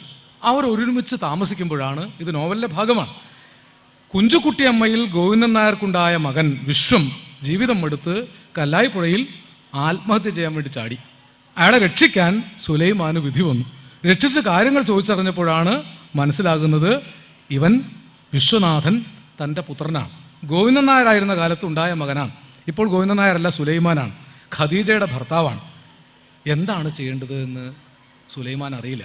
ഞാൻ ഗോവിന്ദൻ നായരായിരുന്നു എന്നും എനിക്കൊരു മകനുണ്ടെന്നും അവനാണ് ഇവനെന്നും ഇവനെ നീ സ്വീകരിക്കണമെന്നും സാധാരണക്കാരിൽ സാധാരണക്കാരിയായ നിരക്ഷരയായ ഖദീജയോട് പറഞ്ഞാൽ എന്ത് ഹാലിളക്കമാണ് ഉണ്ടാവുക എന്ന് പേടിച്ച്, പക്ഷെ അത് പറയാതിരിക്കാൻ ഗോവിന്ദനാർക്ക് സാധിക്കുന്നില്ല. അദ്ദേഹം എല്ലാം ഏറ്റുപറഞ്ഞ് അവളുടെ കണ്ണുകളുടെ രോഷം ഏറ്റുവാങ്ങാൻ വേണ്ടി അദ്ദേഹം മുഖമുയർത്തിയപ്പോൾ ഖദീജ പറയുന്നൊരു വാചകം ഉറൂബ് എഴുതി വെച്ചിട്ടുണ്ട്. ഗോവിന്ദനാർ ചോദിക്കുകയാണ്, ഖദീജ നിനക്കിത് താങ്ങാൻ പറ്റുമോ? അപ്പോൾ ഖദീജ മറുപടി പറയും, അതെന്തിയേ, എൻ്റെ 2 മക്കളെ നിങ്ങൾ പോയിട്ടുന്നില്ലേ, അപ്പം നിങ്ങളുടെ മോൻ എൻ്റെ മോനും പാടല്ലേ. ഇതാണ് വാചകം. ആ പുസ്തകത്തിൽ നിങ്ങൾ മറിച്ച് നോക്കണം. എൻ്റെ 2 മക്കളെ നിങ്ങൾ പോയിട്ടുന്നില്ലേ, അപ്പം നിങ്ങളുടെ മോൻ എൻ്റെ മോനും പാടല്ലേ. അത് കഴിഞ്ഞ് ഉറൂബ് ഒരു വാചകം കൂടി എഴുതിയിട്ടുണ്ട്. ആ നിമിഷത്തിലേതുപോലെ ആ വീട്ടമ്മ അത്രയും സുന്ദരിയായി അതിനു മുമ്പ് ഒരിക്കലും അദ്ദേഹത്തിന് കാണപ്പെട്ടിട്ടില്ല എന്നാണ്. അപ്പം സൗന്ദര്യമെന്നാൽ മനുഷ്യസ്നേഹവും നന്മയും വർദ്ധിക്കുന്ന സമയത്ത് മനുഷ്യനിലുണ്ടാകുന്ന ഒരു മഹാപ്രകാശമാണ്. നൗഷാദിലും ജബ്ബാറിലും ഷെരീഫിലും രാമകൃഷ്ണനിലും അശോകനിലും, ഞാൻ ഈ പേര് പറഞ്ഞവരിൽ മാത്രമല്ല ചങ്ങാത്തത്തിൻ്റെ മുഴുവൻ ബാബഹാജിയിലുമൊക്കെ ആ സൗന്ദര്യം ഞാൻ ഇപ്പോൾ കാണുന്നുണ്ട്. അത് ദൈവകാരുണ്യത്തിൻ്റെ, മനുഷ്യസ്നേഹത്തിൻ്റെ മഹാസൗന്ദര്യമാണ്. കൊല്ലുന്നവരിൽ ഇല്ലാത്തതാണ്, ഹിംസിക്കുന്നവരിൽ ഇല്ലാത്തതാണ്. ഗാന്ധിജിയിൽ പ്രകാശിച്ചത് അഹിംസയുടെ ചൈതന്യമാണ്. അഹിംസ മനുഷ്യനെ വലിയ വലിയ ചൈതന്യങ്ങളിലേക്ക് ഉയർത്തും. പ്രവാചകനായ മുഹമ്മദ് നബിയിൽ പ്രകാശിച്ചത് ആ ചൈതന്യമാണ്. വിശുദ്ധ ഖുറാനിലൂടെ, അദ്ദേഹത്തിലൂടെ കരഗതമായ വിശുദ്ധ ഖുറാനിലൂടെ നാം കേട്ടത്, മനുഷ്യരെ, നിങ്ങളെ ഞാൻ ഒരു സ്ത്രീയിൽ നിന്നും പുരുഷനിൽ നിന്നും സൃഷ്ടിച്ചിരിക്കുന്നു. നിങ്ങൾക്ക് വിവിധ ഗോത്രങ്ങളുടെ അടയാള വ്യത്യാസങ്ങൾ തന്നിരിക്കുന്നത് നിങ്ങൾ തമ്മിൽ തിരിച്ചറിയാൻ വേണ്ടി മാത്രമാണ്, അല്ലാതെ നിങ്ങൾ തമ്മിൽ യാതൊരു വ്യത്യാസവുമില്ല. ഇതിൻ്റെ ഒരു പ്രാകൃത രൂപമാണ് ഖദീജ പറഞ്ഞത്, അല്ലേ? എൻ്റെ മോൻ നിങ്ങളുടെ മോനും പാടല്ലേ, അല്ലെങ്കിൽ നിങ്ങളുടെ മോൻ എൻ്റെ മോനും പാടല്ലേ? ഒരു നിരക്ഷരയായ ഗ്രാമീണ സ്ത്രീയെ കൊണ്ട് വിശുദ്ധ ഖുറാനിലെ ഈ സന്ദേശം മറ്റൊരർത്ഥത്തിൽ പറയിക്കുകയാണ് ഉറൂബ് ചെയ്തത്. ഇത് ഖുറാനിലെ സന്ദേശം മാത്രമല്ല, സമസ്ത മതവേദഗ്രന്ഥങ്ങളും പഠിപ്പിച്ചിട്ടുള്ളത് ഈ ഒരു സന്ദേശമാണ്. സംഘജധ്വം സംവദധ്വം സംവോമനാംസി ജാനത ദേവാഭാഗം യഥാപൂർവേ സംജാനാന ഉപാസതേ സമാനിവ ആകൂതിസമാന ഹൃദയാനിവ. സമാനം സമാനം സമാനം എന്നിങ്ങനെ ആവർത്തിച്ച് പറയുകയാണ് ഋഗ്വേദം. ഋഗ്വേദത്തിലെ അവസാനത്തെ സൂക്തമാണ് ഞാൻ പറഞ്ഞത്. എല്ലാവരും ഒരുമിച്ചിരിക്കുക, ഒരുമിച്ച് സഞ്ചരിക്കുക, മനസ്സുകൾ സർവോമനാംസി, എല്ലാ മനസ്സുകളും ഒന്നായി തീരട്ടെ, ചങ്ങാത്തം ഉണ്ടാകട്ടെ എന്ന് തന്നെയാണ് പറഞ്ഞത്. ഋഗ്വേദം പറഞ്ഞത് എല്ലാ മനസ്സുകളും ചങ്ങാത്തത്തിലായി തീരട്ടെ. ലോകത്തുള്ള സമസ്ത വിഭവങ്ങളും എല്ലാവർക്കും ഉള്ളതാണെന്ന് മനസ്സിലാക്കി എല്ലാം പങ്കുവെച്ചുകൊണ്ട് ജീവിക്കുക. അപ്പോൾ ഓം ശാന്തി ശാന്തി ശാന്തി, അപ്പോഴേ ശാന്തിയുള്ളൂ. അയൽക്കാരന് അസൂയ ഉണ്ടാക്കാൻ വേണ്ടി ടെലിവിഷൻ വാങ്ങുമ്പോൾ ശാന്തിയില്ല. അയൽക്കാരൻ്റെ കാറ് പോലെ തന്നെ അതിനേക്കാൾ കുറച്ചുകൂടി മുന്തിയ കാറ് വാങ്ങാൻ ശ്രമിക്കുമ്പോൾ ശാന്തിയില്ല. അയൽക്കാരൻ്റെ ബാങ്ക് ബാലൻസിനെ കൂടുതൽ ഉണ്ടാക്കാൻ ശ്രമിക്കുമ്പോൾ ശാന്തിയില്ല. മറ്റുള്ളവരുമായി മത്സരിച്ച് കൊട്ടാരങ്ങൾ കെട്ടുമ്പോൾ, കൂടുതൽ വാരിപ്പിടിക്കുമ്പോൾ, ആരെക്കൊന്നും പണമുണ്ടാക്കണമെന്ന് ആഗ്രഹിക്കുമ്പോൾ മനസ്സമാധാനം പണം കൊടുത്താൽ വാങ്ങാൻ കിട്ടുന്നില്ല. പക്ഷേ ഒന്നുമില്ലാത്ത സൂഫി മരച്ചുവട്ടിൽ ഒരു മനസ്സമാധാനക്കെടുവില്ലാതെ കിടന്നുറങ്ങുകയാണ്. ചക്രവർത്തി പറഞ്ഞു, എനിക്കിങ്ങനെ ഉറങ്ങാനുള്ള വിദ്യ ഒന്ന് പഠിപ്പിച്ചു തരാമോ? പറഞ്ഞു, ഒരു നിവൃത്തിയില്ല.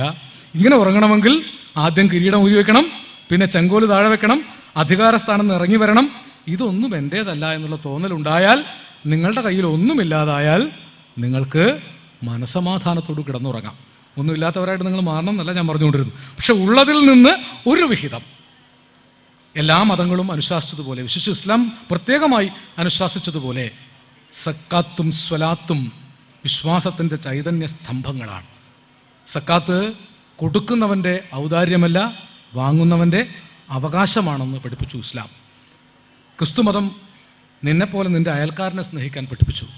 വസുധൈവ കുടുംബകം, വസുധയിലുള്ളവർ മുഴുവൻ ഒരു കുടുംബക്കാരാണ്.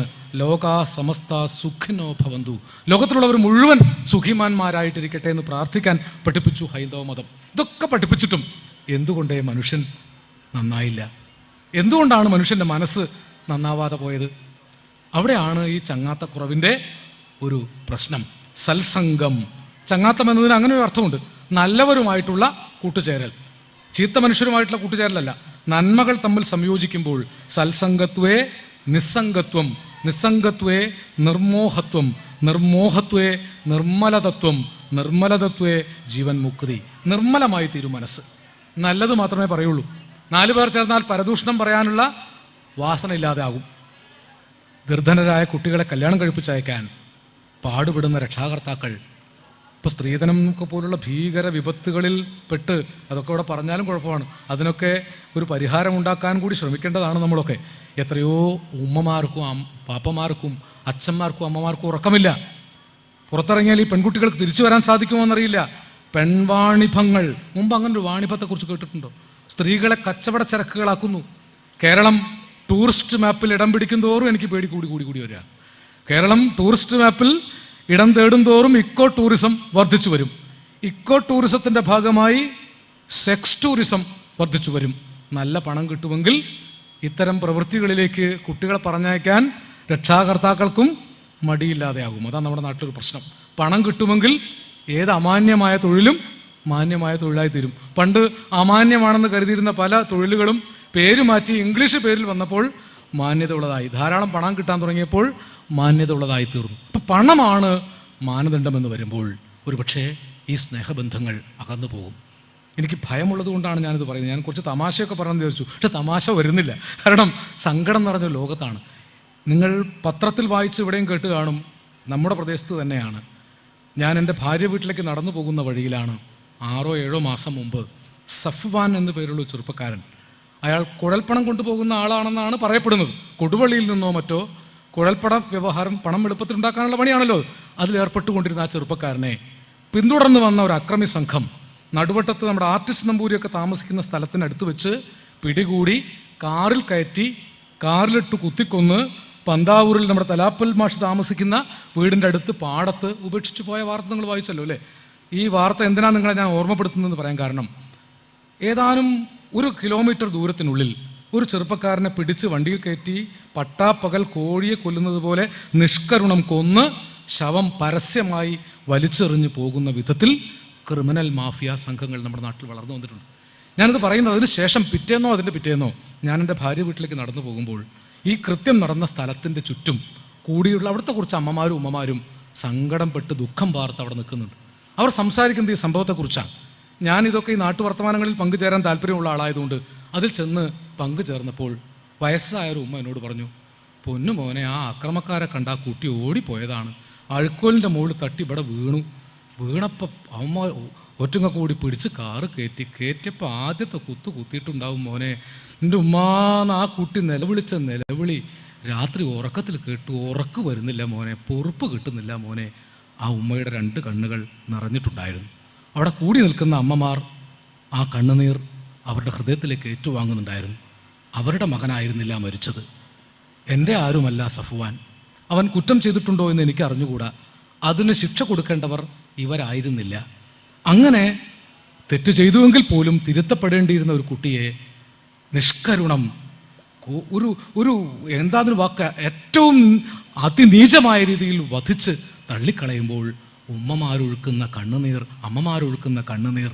ഞാൻ കഴിഞ്ഞ തവണയും അമ്മമാരെയും ഉമ്മമാരെയും കുറിച്ചാണ് പറഞ്ഞത്. അവരെക്കുറിച്ചല്ലാതെ ആരെക്കുറിച്ചാണ് ഞാൻ നിങ്ങളോട് പറയേണ്ടത്? ആ ഉമ്മയ്ക്ക് ഇന്ത്യ എന്ന് പേരുണ്ട്, ആ അമ്മയ്ക്ക് ഇന്ത്യ എന്ന് പേരുണ്ട്. ഇന്ത്യ പെറ്റ മക്കൾ ഒക്കെ ഒരുപോലെയാണ് എന്ന് നമ്മൾ വിചാരിച്ചിരുന്നു. മൗലാന അബ്ദുൽ കലാം ആസാദും മഹാത്മജിയും ബാലഗംഗാധര തിലകനും മുഹമ്മദ് അബ്ദുറഹ്മാൻ സാഹിബും കേളപ്പജിയും സഖാവ് കൃഷ്ണപിള്ളയും ഒക്കെ തോളോട് തോൾ ചേർന്ന് നിന്ന് സ്വാതന്ത്ര്യത്തിന് വേണ്ടി പോരാടിയ ഒരു കാലമുണ്ടായിരുന്നു. ഞാൻ നേരത്തെ മൊയ്തീൻ കോയയോട് സംസാരിക്കുമ്പോൾ തന്നെയാണെന്ന് തോന്നുന്നു, ഞാൻ മുഹമ്മദ് അബ്ദുറഹ്മാൻ സാഹിബിനെ കുറിച്ച് അറിയാതെ ഓർത്തുപോയി. 30-ൽ അബ്ദുറഹ്മാൻ ഉപ്പുവാരുവാൻ നീങ്ങുന്ന അത്ഭുതം, തേജോദാരം, കൊമ്പനാനതൻ രൂപം എന്നാണ് കുമാരപിള്ള സാർ ആ ചിത്രം വർണ്ണിച്ചിട്ടുള്ളത്. കോഴിക്കോട്ട് കടപ്പുറത്തേക്ക് ഉപ്പ് വാരാൻ വേണ്ടി ഒരു കൊമ്പനാനയെ പോലെ അബ്ദുറഹ്മാൻ നടന്നു നീങ്ങുമ്പോൾ ബ്രിട്ടീഷ് പട്ടാളം തോളിൽ കയറി തലയ്ക്ക് മുകളിലൂടെ ലാത്തിയിട്ട് ചുഴറ്റി താഴേക്ക് മൂക്ക് നിലത്ത് കുത്തിച്ച് അടിച്ച് തകർത്ത് വീഴ്ത്തുമ്പോൾ ഭാരത് മാതാ കി ജയ് എന്ന് ദേശീയ സ്വാതന്ത്ര്യത്തിൻ്റെ പരമാധികാരത്തിൻ്റെ പതാക ഉയർത്തിപ്പിടിച്ച ധീരദേശാഭിമാനികൾ, പല മതത്തിൽ പിറന്നവർ, പല വർഗത്തിൽ പിറന്നവർ, പല മതസാരവും ഏകമാണെന്ന് നാനാത്വത്തിലെ മഹാ ഏകത്വത്തെക്കുറിച്ച് സ്വപ്നം കണ്ട മനുഷ്യർ ആണ് നമ്മുടെ നാട് സൃഷ്ടിച്ചത്. ആ നാട് ഇവിടെ അന്യദേശങ്ങളിൽ കേരളം വളരുന്നു. പശ്ചിമഘട്ടങ്ങളെ കയറിയും കടന്നും ചെന്ന് അന്യമാം ദേശങ്ങളിൽ ഇവിടെ അത് നിങ്ങൾ സംരക്ഷിക്കുന്നുണ്ട് എന്ന് കാണുമ്പോൾ വാസ്തവത്തിൽ ഹൃദയത്തിൻ്റെ അടിത്തട്ടിൽ നിന്ന് ആ വികാരം ഉയർന്നു വന്ന് സ്വാതന്ത്ര്യത്തിൻ്റെ സ്വർഗരാജ്യത്തിലേക്ക് എൻ്റെ നാടൊന്ന് ഉണരണേ ദൈവമേ എന്നൊരു പ്രാർത്ഥനയായി. ഇത് ടാഗോറിൻ്റെ വരികളാണ്. ഭാഗ്യവശാൽ നിങ്ങൾ എനിക്ക് തന്നത് ടാഗോറിൻ്റെ കൃതികളാണെന്ന് അതിൻ്റെ 2 അറ്റം കണ്ട് ഞാൻ മനസ്സിലാക്കി. ആണല്ലോ അല്ലേ? ടാഗോർ ഇന്ത്യയുടെ വെളിച്ചമായിരുന്നു. മഹാത്മജി പറഞ്ഞു, ടാഗോർ ഇന്ത്യയുടെ കാവൽക്കാരനാണ്. മഹാത്മജി ഒരു കവിയെയാണ്, ഒരു കലാകാരനെയാണ് ഇന്ത്യയുടെ കാവൽക്കാരനായി കണ്ടത്. ആ അർത്ഥത്തിൽ ഇക്ബാലും ടാഗോറുമൊക്കെ ഇന്ത്യയുടെ സംസ്കാരത്തിൻ്റെ കാവൽക്കാരായിരുന്നു. സാരേ ജഹാംസെ അച്ഛാ ഹിന്ദുസ്ഥാൻ ഹമാര എന്ന് ഇക്ബാൽ ഉച്ചരിക്കുമ്പോഴാണ് സ്വാതന്ത്ര്യത്തിൻ്റെ സ്വർഗരാജ്യത്തിലേക്ക്, മനസ്സ് നിർഭയമായിരിക്കുന്ന, ശിരസ് ഉയർന്നു നിൽക്കുന്ന, ധീരവും സ്വതന്ത്രവുമായ സ്വാതന്ത്ര്യത്തിൻ്റെ സ്വർഗരാജ്യത്തിലേക്ക് എൻ്റെ നാടൊന്ന് ഉണരണം എന്ന് ടാഗോർ അഭിലഷിച്ചത്. യൂറോപ്പിൽ 2 മഹായുദ്ധങ്ങൾക്ക് ശേഷം നാസി ഭീകരതയുടെ നാളുകളിൽ ഹിറ്റ്ലറുടെ കോൺസെൻട്രേഷൻ ക്യാമ്പുകളിലേക്ക് കൂട്ടത്തോടെ ഉപനയിക്കപ്പെട്ട മനുഷ്യർ ഇഞ്ചിഞ്ചായി കൊലപ്പെടുത്തപ്പെട്ട കാലത്ത് യൂറോപ്പിലെ എഴുത്തുകാർ ഉറക്കമില്ലാതെ കിടന്നു പുളഞ്ഞു എന്ന് ജർമ്മൻ എഴുത്തുകാരനായ, അതിൻ്റെ പേര് ഞാൻ മറന്നുപോയി, ഒരു പ്രശസ്തനായ ജർമ്മൻ എഴുത്തുകാരൻ എഴുതി വയ്ക്കുന്നുണ്ട്. ഞങ്ങൾക്ക് മനുഷ്യനിൽ വിശ്വാസം നഷ്ടപ്പെട്ടു. ലക്ഷക്കണക്കായ ആളുകൾ ഓരോ ദിവസവും ഹിറ്റ്ലറുടെ കോൺസെൻട്രേഷൻ ക്യാമ്പുകളിൽ ശ്വാസം കിട്ടാതെ, ഭക്ഷണം കിട്ടാതെ പിടഞ്ഞ് ഒടുങ്ങിക്കൊണ്ടിരുന്നു. കോൺസെൻട്രേഷൻ ക്യാമ്പുകളുടെ പുറത്ത് അസ്ഥികൂടങ്ങൾ പെരുകി മലകൾ പോലെ, മനുഷ്യത്വം മരവിച്ച് കിടക്കുന്ന തെരുവീഥികൾ, ചോരയും കണ്ണുനീരും കൊണ്ട് വിധവകൾ, മനുഷ്യർ, കുട്ടികൾ, പിതാക്കളില്ലാത്ത മക്കൾ നിലവിളിച്ചുകൊണ്ടേയിരിക്കുന്നു. നിലവിളികളാണെങ്ങും. ഞങ്ങൾക്ക് മാനവരാശി മുഴുവൻ ഇരുണ്ടതായി തോന്നി. മനുഷ്യവംശം അതിൻ്റെ ഏറ്റവും അപായകരവും ദുരന്തപൂർണവുമായ വക്കത്തെത്തി നിൽക്കുകയാണെന്ന് തോന്നി. അന്ന് ഞങ്ങളെ രക്ഷിച്ചത് ഒരു ഇന്ത്യക്കാരനായ എഴുത്തുകാരനാണ്. അന്ന് ഞങ്ങൾ വായിച്ചത് ആ എഴുത്തുകാരൻ്റെ പുസ്തകമാണ്. ആ പുസ്തകത്തിൻ്റെ പേര് ഗീതാഞ്ജലി എന്നായിരുന്നു. ആ എഴുത്തുകാരൻ്റെ പേര് ടാഗോർ എന്നുമായിരുന്നു.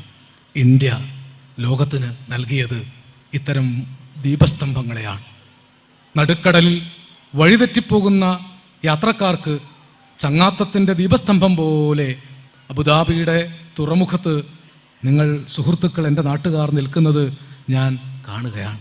അറേബ്യൻ സമുദ്രം മുറിച്ചു കടക്കുമ്പോൾ ഇതാ ചങ്ങാത്തത്തിൻ്റെ സ്നേഹത്തിൻ്റെ ദീപശിഖയുമായി എൻ്റെ സുഹൃത്തുക്കൾ, എൻ്റെ ദേശക്കാർ നിൽക്കുകയാണ്. കുറച്ചു കഴിഞ്ഞാൽ അടുത്ത ദേശക്കാരും ഇങ്ങനെ അണിനിരക്കും.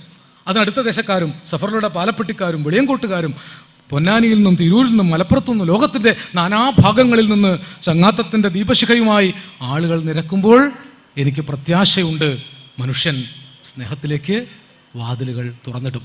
ആ സ്നേഹത്തിന് മാത്രമേ മാനവരാശിയെ രക്ഷിക്കാൻ സാധിക്കുകയുള്ളൂ. കലാകാരന്മാർ അങ്ങനെ സ്വപ്നം കാണുന്ന ആളുകളാണ്. കലാകാരന്മാരുടെ കയ്യിൽ വേറൊന്നും തരാനില്ല, സ്വർണമില്ല, സ്വപ്നം മാത്രം. സ്വർണത്തിന് പകരം സ്വപ്നം തരാം. വേണ്ട, എനിക്ക് സ്വർണം തരണ്ട, ഞാൻ വെറുതെ സ്വപ്നം തരാം. വെറുതെ ധാരാളം സ്വപ്നങ്ങൾ കൊണ്ടു നടക്കുന്ന ഒരാളാണ് ഞാൻ. അത്തരത്തിൽ ഒരു സ്വപ്നമാണ് സാമ്രാജ്യത്വം. അതിൻ്റെ ആയുധങ്ങളിൽ അഭിരമിക്കുന്ന കൂമ്പാരമായ ആയുധങ്ങൾ കൂട്ടിക്കൂട്ടി ഭൂഖണ്ഡങ്ങളെ ആക്രമിച്ച് മുന്നേറുന്ന കാലത്ത് ഇറാഖിലും അഫ്ഗാനിസ്ഥാനിലും, ഒരുപക്ഷെ നാളെ ഇറാനിലും, മറ്റന്നാൾ അറേബ്യൻ ഭൂഖണ്ഡങ്ങളിലും, അത് കഴിഞ്ഞാൽ ഇന്ത്യൻ ഭൂഖണ്ഡത്തിലും അവർ വിനാശകരമായ ബോംബുകൾ വർഷിക്കുമ്പോൾ ഞാൻ വിചാരിക്കുന്നു ആ ബോംബുകളൊക്കെ പൂക്കളായിത്തീരുന്ന ഒരു കാലം വരും. വർഷിക്കുന്നത് ബോംബുകളാണെങ്കിലും ചങ്ങാത്തത്തിൻ്റെ മനുഷ്യന്മാർ, ചങ്ങാത്തത്തിലേർപ്പെട്ട മനുഷ്യർ കൈകളുയർത്തി നിൽക്കുന്ന സ്ഥലങ്ങളിൽ, ധർമ്മം ധർമ്മം എന്ന് ഉച്ചരിച്ച് നിൽക്കുന്ന സ്ഥലങ്ങളിൽ ബോംബുകൾ അറിയാതെ പൂക്കളായിത്തീരും. ഇത് കലാകാരന്മാർക്ക് മാത്രം കാണാൻ കഴിയുന്ന സ്വപ്നമാണ്. കബീർദാസ് അങ്ങനെ ജീവിച്ച ഒരാളായിരുന്നു. കബീർദാസ് ഇന്ത്യയിൽ ഇസ്ലാം മതത്തിൽ ജനിച്ച് ഹിന്ദുക്കളാൽ വളർത്തപ്പെട്ട ആളാണ്. ഞാൻ എന്തുകൊണ്ടാണ് ഈ മതത്തിൻ്റെ കാര്യങ്ങൾ ഇങ്ങനെ വീണ്ടും വീണ്ടും പറയുന്നതെന്ന് പറഞ്ഞാൽ, എനിക്കിപ്പോൾ ഈയിടെയായി ആ ഭയം വല്ലാതെ വർദ്ധിച്ചു വരികയാണ്. ബാബറി പള്ളി തകർക്കപ്പെട്ടതിന് ശേഷം ഇന്ത്യൻ ജനതയിൽ നെടുകെ വന്നു തീർന്ന വിള്ളൽ വലുതാവരുതേ വലുതാവരുതേ വലുതാവരുതേ എന്ന് ഓരോ രാത്രിയിലും പ്രാർത്ഥിക്കുന്ന ഒരാളാണ് ഞാൻ. അത് ആരോ ബുദ്ധിശൂന്യർ ചെയ്ത ഒരു അപരാധമായി മാത്രം പുറത്തേക്കുക. പരസ്പര സ്നേഹത്തിൻ്റെ ഇട നമുക്ക് അടർത്തി മാറ്റാൻ സാധിക്കുകയില്ലല്ലോ. അതിന് എത്രയോ നൂറ്റാണ്ടുകളുടെ, സഹസ്രാബ്ദങ്ങളുടെ ഇഴ പാകിയ ഹൃദയബന്ധങ്ങൾ നമുക്കുണ്ടല്ലോ. ഞാനിങ്ങനെ ജബ്ബാറിനോട് രാവിലെ പറഞ്ഞു, ഞങ്ങളൊക്കെ തൊട്ടടുത്ത് ജീവിച്ചൊരു കാലം ഉണ്ടായിരുന്നു. ജബ്ബാറിൻ്റെ പെറ്റമ്മ എന്ന് ജബ്ബാർ വിളിച്ചിരുന്ന ആച്ചുമുത്ത 100 വയസ്സിലാണ് മരിച്ചത്. ആച്ചുമുത്ത ഒരു കഥാപാത്രമായിരുന്നു, തൻ്റെ അടിയായ ഒരു കഥാപാത്രം. ഞാൻ വിഷയം മാറി പറയല്ല. ദാരിദ്ര്യത്തിൻ്റെ നാളുകളിൽ എൻ്റെ അമ്മമ്മയും ആച്ചുമുത്തയും കൂട്ടുകാരാണ്. എൻ്റെ അമ്മയും ആച്ചുമുത്തയുടെ മകൾ ബീവിയമ്മയും കൂട്ടുകാരാണ്. ദാരിദ്ര്യത്തിൻ്റെ നാളുകളിൽ എൻ്റെ വീട്ടിൽ തീ പുകയുന്നില്ലെന്ന് കാണുമ്പോൾ ആരും കാണാതെ കുറച്ച് ആഭിജാത്യമുള്ള കുടുംബമാണെന്ന് മനസ്സിലാക്കി തട്ടം കൊണ്ട് തൻ്റെ വസ്തിയിലെ ചോറ് മറച്ചു വെച്ച് വടക്കുപുറത്തുകൂടി കയറി വന്ന്, കല്യാണമേ ഞങ്ങൾ കുട്ടികൾക്ക് കൊടുത്തോളി, അപ്പം അതൊന്നും നോക്കണ്ട എന്ന് പറഞ്ഞ് പോയിരുന്ന ഒരു സ്നേഹത്തിൻ്റെ അടയാളം എനിക്ക് സമൃദ്ധിയിലും ഓർക്കാൻ സാധിക്കും. വിശന്ന രാത്രികളിൽ ഞാൻ അയച്ചുമുത്തായുടെ ഭക്ഷണം കഴിച്ചിട്ടുണ്ട്. പല വീടുകൾ പരസ്പരം പൂറ്റിയിട്ടുണ്ട്. കേരളം അങ്ങനെയാണ് ജീവിച്ചത്. നമുക്ക് അകലങ്ങൾ ഉണ്ടായിരുന്നില്ല. ഒരു വീട്ടിൽ തീ പുകഞ്ഞില്ലെങ്കിൽ മറ്റു വീട്ടിൽ വിശക്കുമായിരുന്നു ആളുകൾക്ക്. ഒരു വീട്ടിൽ തീ പുകഞ്ഞില്ലെങ്കിൽ കരട് പതയ്ക്കുമായിരുന്നു മനുഷ്യർക്ക്. അങ്ങനെയാണ് പ്രിയപ്പെട്ടവരെ നാം മനുഷ്യരായി തീർന്നത്. അപ്പോൾ പറഞ്ഞത് ഹിന്ദുമതത്തിൽ വളർത്തപ്പെട്ടു കബീർ, അതുകൊണ്ടാണ് കബീർ ദാസ് ആയത്. ഇസ്ലാം മതത്തിൽ ജനിച്ചു കബീർ ദാസ് മരിച്ചപ്പോൾ ഒരു തർക്കമുണ്ടായി. ഹിന്ദുക്കൾ പറഞ്ഞു ഞങ്ങൾ വളർത്തിയതാണ്, ശവസംസ്കാരം ഞങ്ങൾ നടത്തും. മുസ്ലിങ്ങൾ പറഞ്ഞു ഞങ്ങളുടെ മതത്തിൽ ജനിച്ചതാണ്, മയ്യത്ത് ഞങ്ങൾ ഖബറടക്കും. ഇങ്ങനെ തർക്കമുണ്ടായാലത്തെ കഥ നിങ്ങൾക്കറിയാമല്ലോ. പ്രശ്നം രൂക്ഷമായി. അതിൽ തീവ്രവാദികൾ പറഞ്ഞു ഇത് നടപ്പാകണം, ഞങ്ങൾക്ക് വേണം. അവസാനം വാശി മുഴുത്ത് കബീർദാസിൻ്റെ ശരീരം വെട്ടിമുറിക്കണം, പകുതിയാക്കണം എന്ന് വരെ ചില തീവ്രവാദികൾ പറഞ്ഞു. അപ്പോൾ പ്രധാന ശിഷ്യന് ഓർമ്മ വന്നു, എൻ്റെ മരണശേഷം ഇങ്ങനൊരു തർക്കമുണ്ടായാൽ നിങ്ങൾ എൻ്റെ ശവശരീരം ഒരു പുതപ്പിട്ട് മൂടണം. അപ്പോൾ ദൃഷ്ടാന്തം താനെ വെളിവായിക്കൊള്ളും. ആ ശിഷ്യൻ ഗുരുവചനം അനുസരിച്ച് ആ ശവശരീരം ഒരു പുതപ്പിട്ട് മൂടിവെച്ചു. ഏതാനും മണിക്കൂറുകൾ കഴിഞ്ഞ് ആ പുതപ്പ് മാറ്റിയപ്പോൾ കബീർദാസിൻ്റെ ശവശരീരം കിടന്ന സ്ഥലത്ത് കുറേ പൂക്കൾ മാത്രമേ ബാക്കിയുണ്ടായിരുന്നു. ഇതൊരു കഥയാണ്, നടന്നതാണോ എന്ന് എനിക്കറിയില്ല. ഇത് എഴുത്തുകാർ ഈ കഥയിൽ വിശ്വസിക്കും. നടന്നതാണ് എന്ന് ഉറച്ചു വിശ്വസിച്ചുകൊണ്ട് ഞാൻ പറയുകയാണ്. കബീർദാസ് കിടന്ന സ്ഥലത്ത് ഒരു പിടി പൂക്കൾ മാത്രമാണ് ബാക്കിയായിരുന്നത്. വാശി തീർക്കാൻ വേണ്ടി അവിടെ കൂടിയിരുന്ന ഹിന്ദു മുസ്ലിം തീവ്രവാദികൾ ആ പൂക്കൾ സമാസമം പങ്കിട്ടെടുത്ത് സമാധാനത്തോടുകൂടി വാശി തീർത്തു എന്ന സമാധാനത്തോടുകൂടി പിരിഞ്ഞുപോയി. പങ്കിട്ടത് പൂക്കളായതുകൊണ്ട് അവരുടെ കൈകളിലേക്ക് സുഗന്ധം വ്യാപിച്ചു.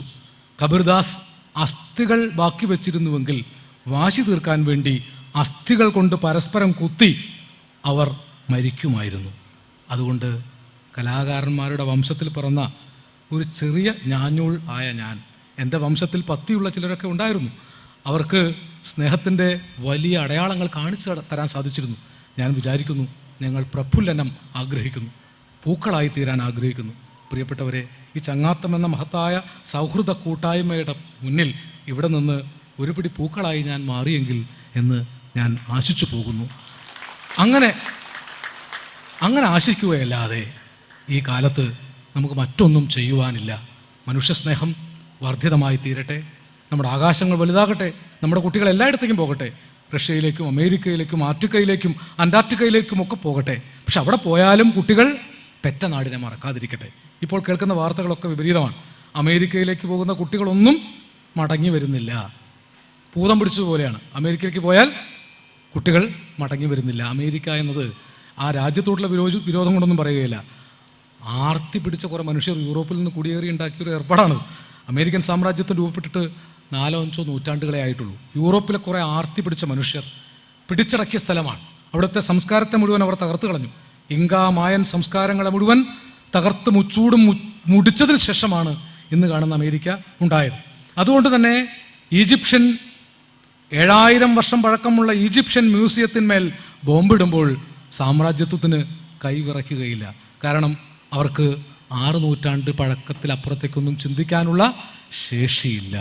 ഇത് പറയുമ്പോൾ നമുക്ക് സംസ്കാരമുണ്ട് എന്ന് നമ്മൾ അറിയണം.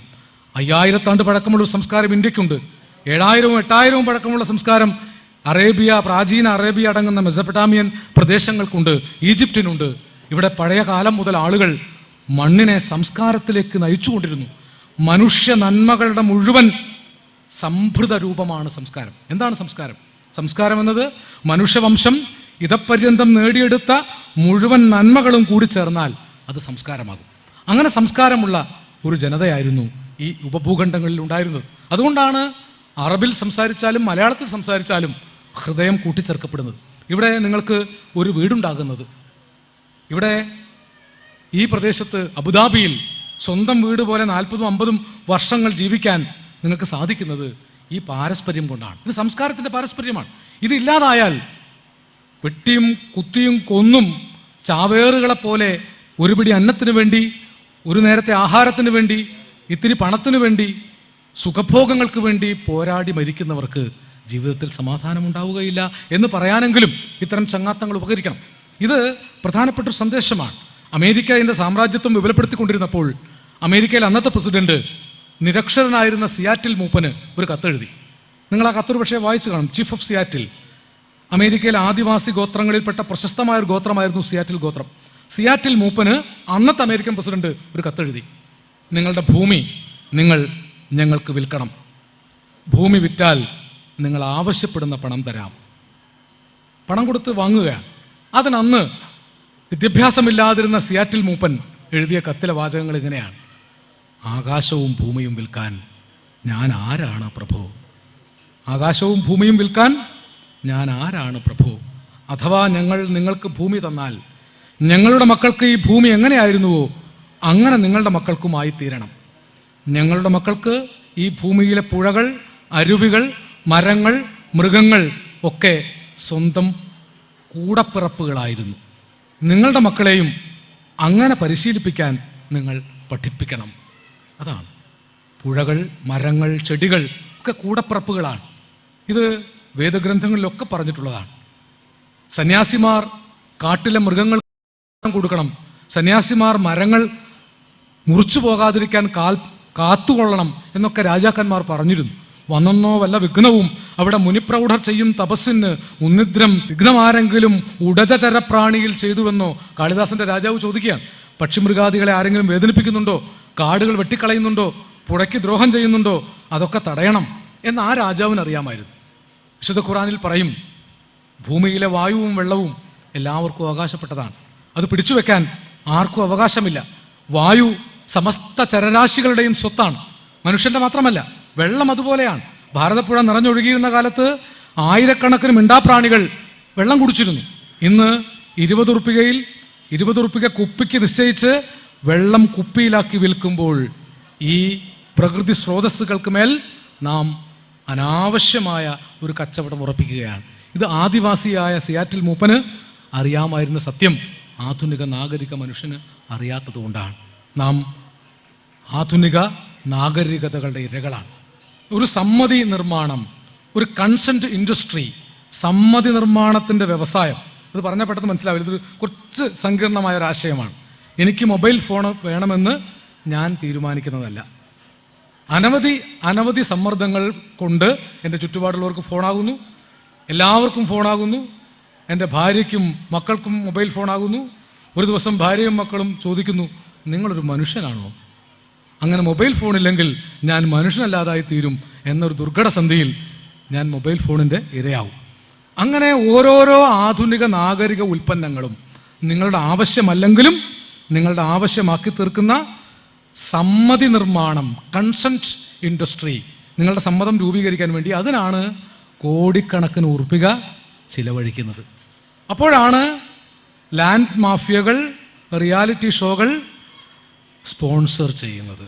പാട്ടുപാടിയാൽ 2 കോടി ഉറുപ്പിക കൊടുക്കുകയില്ല, 2 കോടിയുടെ ഫ്ലാറ്റാണ് കൊടുക്കുന്നത്. അത് ഫ്ലാറ്റ് കച്ചവടക്കാരൻ്റെ കൺസെന്റ് നിർമ്മിതിയുടെ ഒരു കെണിയാണ് എന്ന് നമുക്ക് മനസ്സിലാവുകയില്ല. എത്രത്തോളമേ ഞാൻ പറയുള്ളൂ. കാരണം ഇവിടെ കൂടിയിരിക്കുന്നവർ ഏതൊക്കെ തരം വ്യവസായത്തിൽ ഏർപ്പെട്ടിരിക്കുന്നവരാണ് എന്ന് നല്ല തിട്ടം പോരാ. എങ്ങനെയായാലും നിങ്ങൾ ഇത്ര വൻകിട പണമാഫിയകളുടെ ആളുകളല്ല എന്ന വിശ്വാസത്തിലാണ് ഞാൻ ഇത്രയൊക്കെ പറയുന്നത്. ഇങ്ങനെ പണത്തിൻ്റെ ഇരകളായി തീരുന്ന മനുഷ്യർക്ക് സ്നേഹത്തിൻ്റെ മൂല്യം തിരിച്ചറിയുകയില്ല. മനുഷ്യർ കുറച്ചു കാലം മാത്രം ഈ ഭൂമിയിൽ ജീവിക്കാൻ വേണ്ടി വന്നവരാണ്. പ്രവാചകൻ ഒരു ഭരണകൂടം ഉണ്ടാക്കി, മുഹമ്മദ് നബി തിരുമേനി. അതിനുശേഷം അദ്ദേഹം സാധാരണക്കാരനെ പോലെയാണ് ജീവിച്ചത്, രാജാവിനെ പോലെയല്ല ജീവിച്ചത്. ഒരു നാൾ അദ്ദേഹം നടന്നു പോകെ അദ്ദേഹത്തിൻ്റെ പുറത്ത് ഒരു ഈന്തപ്പന ഓലയുടെ പാട് പുറത്ത് ഇങ്ങനെ പതിച്ചതുപോലെ കാണുന്നു. അപ്പോൾ ആളുകൾ കളിയാക്കി, എന്താണ് പ്രവാചകരെ പുറത്തൊരു പാട്? അപ്പോൾ നോക്കുമ്പോഴാണ് ഈ ഈന്തപ്പനയുടെ ഓലയിൽ കിടന്നിട്ട് ആ ഓലയുടെ പാട് പുറത്തായതാണ്. നിങ്ങളൊരു രാജ്യം ഉണ്ടാക്കിയ ആളല്ലേ, ഒരു ഭരണകൂടം സ്ഥാപിച്ച ആളല്ലേ, നല്ലൊരു മെത്തപ്പായ വാങ്ങി കിടന്നുറങ്ങിക്കൂടെ എന്ന് അദ്ദേഹത്തോട് ചോദിച്ചു. പ്രവാചകൻ പറഞ്ഞു, ഞാൻ ഭൂമിയിൽ സുഖമായി കിടന്നുറങ്ങാൻ വന്നവനല്ല. എല്ലാ മനുഷ്യരും സുഖമായും ശാന്തിയായും കിടന്നുറങ്ങുന്ന കാലം വരെ എല്ലാ മുള്ളിലും മുരടിലും കിടന്നുറങ്ങാൻ വിധിക്കപ്പെട്ടവനാണ്. ഇത് എല്ലാ പ്രവാചകന്മാരെക്കുറിച്ചും സത്യമാണ്. അത് യേശു പ്രവാചകനാവാം, അതിനെ ഈ ക്രിസ്ത്യാനികൾ യേശു എന്ന് വിളിക്കുമ്പോൾ ഈസാ പ്രവാചകൻ എന്ന് പറയും. മൂസാ പ്രവാചകനെ മോശ എന്ന് വിളിക്കും. എബ്രഹാം പ്രവാചകനെ ഇബ്രാഹിം നബി എന്ന് വിളിക്കും. ഒരു കറുത്ത പ്രവാചകൻ ഉണ്ടാകുമെന്ന് ഭവിഷ്യത് പുരാണത്തിൽ ഇന്ത്യയിൽ പറഞ്ഞു വച്ചിട്ടുണ്ട്. നമുക്ക് വേണമെങ്കിൽ ശ്രീകൃഷ്ണനെയും പ്രവാചകനെന്ന് വിളിക്കാം, രാമനെയും പ്രവാചകനെന്ന് വിളിക്കാം. അന്ത്യപ്രവാചകനായി ലോകം കണക്കാക്കപ്പെടുന്ന മുഹമ്മദ് നബിക്ക് മുമ്പും എത്രയെത്രയോ പ്രവാചകന്മാരെ ഭൂമിയിലേക്ക് അയച്ചിട്ടുണ്ടെന്ന് വിശുദ്ധ ഖുർആൻ തന്നെ സാക്ഷ്യപ്പെടുത്തിയിട്ടുണ്ട്. വിശുദ്ധ ഖുർആൻ പറയും, മുഹമ്മദേ, നിനക്ക് മുമ്പ് എത്രയോ പ്രവാചകന്മാരെ ഞാൻ ഭൂമിയിലേക്ക് അയച്ചിരിക്കുന്നു, അവരുടെ പേര് വിവരങ്ങൾ മുഴുവൻ ഞാൻ നിനക്ക് വെളിപ്പെടുത്തി തന്നിട്ടില്ല എന്ന് വെച്ച് അവർ തമ്മിൽ യാതൊരു വ്യത്യാസവുമില്ല. ക്രിസ്തുവായാലും രാമനായാലും കൃഷ്ണനായാലും ബുദ്ധനായാലും ഏതൊക്കെ പേരിൽപ്പെട്ടവരായാലും പേരില്ലാത്തവരായാലും മനുഷ്യ നന്മയ്ക്ക് വേണ്ടി ഉണ്ടായ പ്രവാചകന്മാർ, മഹാത്മാഗാന്ധിയെപ്പോലുള്ള മനുഷ്യാത്മാക്കൾ, സ്നേഹശീലന്മാർ, കാൾമാർക്സിനെ പോലുള്ള ആളുകൾ, വേണ്ട വീട്ടിയെപ്പോലെ, MRB പോലെ, മുഹമ്മദ് ബ്രഹ്മൻ സാഹിബിനെ പോലെ, കേളപ്പനെ പോലെ എത്രയെത്രയോ നമ്മുടെ നാട്ടിൻ പുറത്തുണ്ടായ മനുഷ്യസ്നേഹികൾ, അവരൊക്കെ മരിച്ചാലും മരിക്കുകയില്ല. തമസോമ ജ്യോതിർഗമയ അസതോമ സദ്ഗമയ മൃത്യോർമ അമൃതം ഗമയ. ഇത് ഇന്ത്യയിലൊരു പ്രാർത്ഥനയായിരുന്നു. ഇരുട്ട് പോയി വെളിച്ചം വരട്ടെ, അസത്യം പോയി അസത്ത് പോയി സത്യം വരട്ടെ, മൃത്യോർമ അമൃതം ഗമയ, മരണമില്ലാതെയായി അമൃതത്വം വരട്ടെ. നല്ല മനുഷ്യന്മാർ മരിക്കുന്നില്ല. ചങ്ങാത്തത്തിൻ്റെ കൂട്ടുകാർ ചങ്ങാത്തത്തിലൂടെ ചെയ്യുന്ന നന്മകൾ ഒരിക്കലും മരിക്കുകയില്ല. നിങ്ങളുണ്ടാക്കി വെച്ച കൊട്ടാരങ്ങൾ, വീടുകൾ ചിലപ്പോൾ ഭൂകമ്പത്തിൽ തകർന്നു പോയി എന്ന് വരാം. ഹെയ്ത്തിയിൽ ചീറ്റിയടിച്ചതുപോലെ ഒരു കാറ്റിൽ തകർന്നു പോയി എന്ന് വരാം. ഒരു സുനാമി തിര വന്ന് മടങ്ങിപ്പോയപ്പോൾ നാം എല്ലാ ജാതി മതസ്ഥരെയും ചേർത്ത് ഒരു കുഴിയിലാണ് അടക്കം ചെയ്തത്. അപ്പോൾ നമ്മൾ മതത്തിൻ്റെയോ ജാതിയുടെയോ അടയാളങ്ങൾ തിരഞ്ഞില്ല. അപ്പോൾ നമ്മൾ മനുഷ്യർ മാത്രമായിരുന്നു. ആപത്ത് വരുമ്പോൾ നമ്മൾ മനുഷ്യന്മാർ മാത്രമാണ്. ഭൂകമ്പം വരുമ്പോൾ, അഗ്നിപർവ്വതം സ്ഫോടനം ചെയ്യുമ്പോൾ, കരയിലേക്ക് കടൽ കയറി വരുമ്പോൾ ബാവാജിയെ ഒഴിവാക്കിയിട്ടും ലീലാകൃഷ്ണനെ ഒഴിവാക്കിയിട്ടുമല്ല, അല്ലേ, ഒരു മതക്കാരെ മാത്രം ഒഴിവാക്കിയിട്ട് പിടിച്ചുകൊണ്ട് പോവുകയല്ല. മനുഷ്യരാശിക്ക് മുഴുവൻ മഹാമാരി ഒരുമിച്ച് വരും. രോഗങ്ങളും ഒരു വിഭാഗത്തിന് മാത്രമായിട്ടല്ല. മനുഷ്യർക്ക് സങ്കടങ്ങളും ഒരുപോലെയാണ്, മനുഷ്യർക്ക് സന്തോഷങ്ങളും ഒരുപോലെയാണ്. പിന്നെ എന്തുകൊണ്ടാണ് നമ്മൾ സന്തോഷമുള്ള സമയത്ത് അത് മറന്നു പോകുന്നത്? ഇത് ദുരവസ്ഥയിൽ ആശാൻ ചോദിച്ച ചോദ്യമാണ്. തൊടാൻ പാടില്ലാത്ത ചാത്തപ്പുലയൻ ഒരു ദുരവസ്ഥയിൽ ഒറ്റപ്പെട്ട സമയത്ത് സാവിത്രിയുടെ കൈ പിടിച്ചപ്പോൾ സാവിത്രി കൈ പിടിക്കണ്ട എന്ന് പറഞ്ഞില്ല. വേറെ സുഖസമൃദ്ധിയിൽ ഇരിക്കുകയായിരുന്നെങ്കിൽ ചാത്തപ്പുലയൻ വന്ന് കൈ പിടിച്ചാൽ സാവിത്രി കൈ തട്ടിമാറ്റുമെന്ന് മാത്രമല്ല, ചാത്തപ്പുലയന് വിലക്കും ഭ്രഷ്ടും ശിക്ഷയും ഉണ്ടാകും. പക്ഷെ ഒരാപത്തിൽ ആരും സഹായിക്കാനില്ല. കഷ്ടം, സ്ഥാനവലിപ്പമോ പ്രഭുതയോ സജ്ജാതിയോ വംശമോ പുഷ്ടശ്രീ ധനുധാടിയോ ഒന്നും സഹായത്തിനില്ലാത്തൊരവസ്ഥയിൽ ജാതിയിൽ താഴ്ന്നവൻ, തൊട്ടുകൂടാത്തവൻ, തിണ്ടിക്കൂടാത്തവൻ വന്ന് കൈപിടിച്ചപ്പോൾ ആ കൈ സ്വീകരിക്കാൻ സാവിത്രിക്ക് സാധിച്ചത് അത് സ്നേഹത്തിൻ്റെ സ്പർശമായതുകൊണ്ടാണ്. അതൊരു ചങ്ങാത്തമായതുകൊണ്ടാണ്. ചങ്ങാത്തത്തിൻ്റെ കൈനീട്ടങ്ങൾ സ്നേഹത്തിൻ്റെതാണ്. കേരളത്തിൽ നിന്ന് സ്നേഹത്തിൻ്റെ ഒരു കൈ നിങ്ങൾ അബുദാബിയിലേക്ക് നീട്ടുന്നു. അബുദാബിയിൽ നിന്ന് സ്നേഹത്തിൻ്റെ ഒരു കൈ ചങ്ങരംകുളത്തേക്ക് നീളുന്നു. അപ്പോൾ മനുഷ്യർ ഒന്നായിത്തീരുന്നു. മനുഷ്യനാക്കി തീർക്കാൻ വേണ്ടിയാണ് കലാകാരന്മാരൊക്കെ പ്രവർത്തിച്ചത്. വീട്ടി നമ്പൂതിരിയെ മനുഷ്യനാക്കാൻ ശ്രമിച്ചു. മതമേതായാലും മനുഷ്യൻ നന്നായാലും മതിയെന്ന് ശ്രീനാരായണ ഗുരു പറഞ്ഞു. നിലമ്പൂരിൽ വിദ്യാഭ്യാസം ഒന്നുമില്ലാതിരുന്ന അയമു നാടകം എഴുതിയപ്പോൾ ഇജ്ജ് നല്ല മനുഷ്യനാകാൻ നോക്ക് എന്നാണ്. എന്തൊരു മലയാളമാണല്ലേ! അദ്ദേഹം എത്ര നാട്ടുമലയാളത്തിലാണ് പറഞ്ഞത്, ഇജ്ജ് നല്ല മനുഷ്യനാകാൻ നോക്ക്. മനുഷ്യനെ മനുഷ്യത്വത്തിലേക്ക് നയിക്കുകയാണ് എല്ലാ കൂട്ടായ്മകളുടെയും അർത്ഥം. ബാപ്പു സാഹിബിനെ പോലുള്ള ആളുകൾ ഇവിടെ ഇരിക്കുക. മാപ്പിളപ്പാട്ടിൻ്റെ ഇവിടുത്തെ ഒരു വലിയ ഒരുപാട് ആളുകൾ പറയാനുണ്ട്. ബാപ്പു സാഹിബിനെയൊക്കെ അവിടെ ആദരിച്ചിരുന്നു ഞങ്ങൾ. NP പോക്കർ എന്ന് പറയുന്ന ഒരു പാട്ടെഴുത്തുകാരനുണ്ടായിരുന്നു പഴയ പൊന്നാനിയിൽ എടപ്പാളിൽ. PSPD കമ്പനിയിൽ ബീഡി തീർപ്പ് തൊഴിലാളിയായിരുന്നു. പോക്കർക്ക മരിച്ചു പോയിട്ട് 42 വർഷമായി, അല്ലേ, 42 43 വർഷമായി. പക്ഷെ അതിനു മുമ്പ് പോക്കർക്ക എഴുതിയൊരു പാട്ട് ഇപ്പോഴും ഞാനൊക്കെ ഇടയ്ക്ക് ഓർക്കും. അല്ല പടച്ചൊരു ഭൂമി ഇതിന്നൊരു കൂട്ടര് കുത്തകയാക്കി നിറുത്തി, അതിനുടയതിരും നിലയുമെ ഇതുവരെ കണ്ടിടുകാതെ, ജന്മി അകലെ ഇരുന്നിട്ടതിൽ വിളയുന്നത് തിന്നുകയാണേ റബ്ബേ തിന്നുകയാണേ. ഒരു നല്ല മാപ്പിളപ്പാട്ടാണ്, അല്ലേ? കേൾക്കുമ്പോഴൊരു മാപ്പിളപ്പാട്ടാണ്. അതിന് അർത്ഥവ്യാപ്തി ഒന്ന് നോക്കൂ. അല്ല പടച്ചൊരു ഭൂമി ഒരു കൂട്ടർ കുത്തകയാക്കി വെച്ച് അതിൻ്റെ അതിർത്തി എന്താണെന്നും, നല്ല മലയാളം ഇത് പറഞ്ഞ് വിശദീകരിക്കേണ്ട വല്ല കാര്യമുണ്ടോ? ഇത് ഒരു കൂട്ടർ കുത്തകയാക്കി വെച്ച് അതിലെ വിഭവങ്ങളൊക്കെ ചൂഷണം ചെയ്യുകയാണ് റബ്ബേ എന്നാണ്. അപ്പം ഇതിനെതിരെ പ്രതികരിക്കണം, ഈ ചൂഷണം ഇല്ലാതാക്കണം. ഒരു മനുഷ്യൻ മറ്റൊരു മനുഷ്യനെ ചൂഷണം ചെയ്യുന്ന വ്യവസ്ഥ ഉണ്ടാകരുത്. ചങ്ങാത്തത്തിൻ്റെ വ്യവസ്ഥ ഉണ്ടാകണം. ഇത് ഒരു പക്ഷേ പണ്ട് കേരളത്തിൽ ഇങ്ങനെ ഉണ്ടായിരുന്നില്ല. ഒരു നമ്പൂതിരി മാപ്പിളപ്പാട്ട് പാടിയിരുന്നില്ല, മാപ്പിള ബ്രാഹ്മണിപ്പാട്ട് പാടിയിരുന്നില്ല. ജാതി തിരിച്ചായിരുന്നു പാട്ടൊക്കെ. കുറത്തിപ്പാട്ട്, പുള്ളുവപ്പാട്ട്, ബ്രാഹ്മണിപ്പാട്ട്, മാപ്പിളപ്പാട്ട്. ആ പാട്ടിൻ്റെ പേരെന്നെ ആലോചിച്ച് നോക്കൂ. തൊട്ടുകൂടാത്തവൻ, തീണ്ടിക്കൂടാത്തവൻ, ദൃഷ്ടിയിൽപ്പെട്ടാൽ പോലും ദോഷമുള്ളവൻ, കെട്ടുപാടുള്ളവൻ, പാടില്ലാത്തവൻ, നാലാം വേദക്കാരൻ എന്നിങ്ങനെ മനുഷ്യരെ അകറ്റി നിർത്തിയിരുന്ന കാലത്ത് പാട്ടുകൾക്ക് അയിത്തം ഉണ്ടായിരുന്നു. പാട്ടുകൾ കൂട്ടിത്തൊടാൻ പാടില്ല. അതൊക്കെ മാറ്റി തീർത്തത് കൂട്ടായ്മകളാണ്, ചങ്ങാത്തങ്ങളാണ്. കലാസമിതി പ്രസ്ഥാനം, വായനശാല പ്രസ്ഥാനം വന്നപ്പോഴാണ് നമ്മുടെ നാട്ടിൽ നാടകങ്ങളുണ്ടായി. ഇവിടെ നാടകമുണ്ട് എന്ന് എന്നോട് പറഞ്ഞത് കുറേ പേര് പറഞ്ഞു. അവസാനം പറഞ്ഞത് ജാഫറാണ്. ഇവിടെ നാടകം കളിക്കുന്നു. അതിനു മുമ്പ് ഷാജി, രാജൻ കിഴക്കനാലയുടെ മരുമകൻ എന്നോട് പറഞ്ഞു. പലരും പറഞ്ഞു ഇവിടെ നാടകമുണ്ട്, ഇവിടെ പാട്ടുണ്ട്, ഇവിടെ നൃത്തങ്ങളുണ്ട്. ഇവിടെ കേരളത്തിൽ നിന്ന് 30-40 വർഷം മുമ്പ് കൊണ്ടുപോകുന്നതൊക്കെ യാതൊരു കേടും വരുത്താതെ അതേ വിശുദ്ധിയോടുകൂടി നിങ്ങൾ സൂക്ഷിച്ചിട്ടുണ്ട്. അതാണ് കേരളത്തിലെ കലാസമിതി പ്രസ്ഥാനങ്ങളും കൂട്ടായ്മകളും ചങ്ങാത്തങ്ങളുമാണ് അതിർത്തി വരമ്പുകൾ ലംഘിച്ചത്. 1952 നീലക്കുയിൽ എന്ന സിനിമ വന്നപ്പോഴാണ് ആദ്യമായി എല്ലാ മതസ്ഥരും ഒരുപോലെ മാപ്പിളപ്പാട്ട് പാടിയത്, അല്ലേ? കായലരികത്ത് വലയെറിഞ്ഞപ്പോ വളകിലുക്കിയ സുന്ദരി പെണ്ണ് കെട്ടിന് കുറിയെടുക്കുമ്പോ ഒരു നറുക്കിന് ചേർക്കണേ എന്നൊരു മാപ്പിളപ്പാട്ട് മാപ്പിളമാർ മാത്രമല്ല പാടിയത്, രാജ്യത്തുള്ളവർ മുഴുവൻ പാടി, അല്ലേ? അന്നത്തെ കാലത്ത് എല്ലാ മതസ്ഥരും പാട്ട് അങ്ങോട്ടും ഇങ്ങോട്ടും പാടി. എന്തിന് നോക്കണ് ചന്ദിരാ നീ ഞങ്ങളെ, അയ്യാ ചന്ദിരാ നീ ഞങ്ങളെ. ഞാനില്ലാമേ പോട്ട് കല്യാണ ചെക്കനുണ്ട്, താഴെ കല്യാണ ചെക്കനുണ്ട്.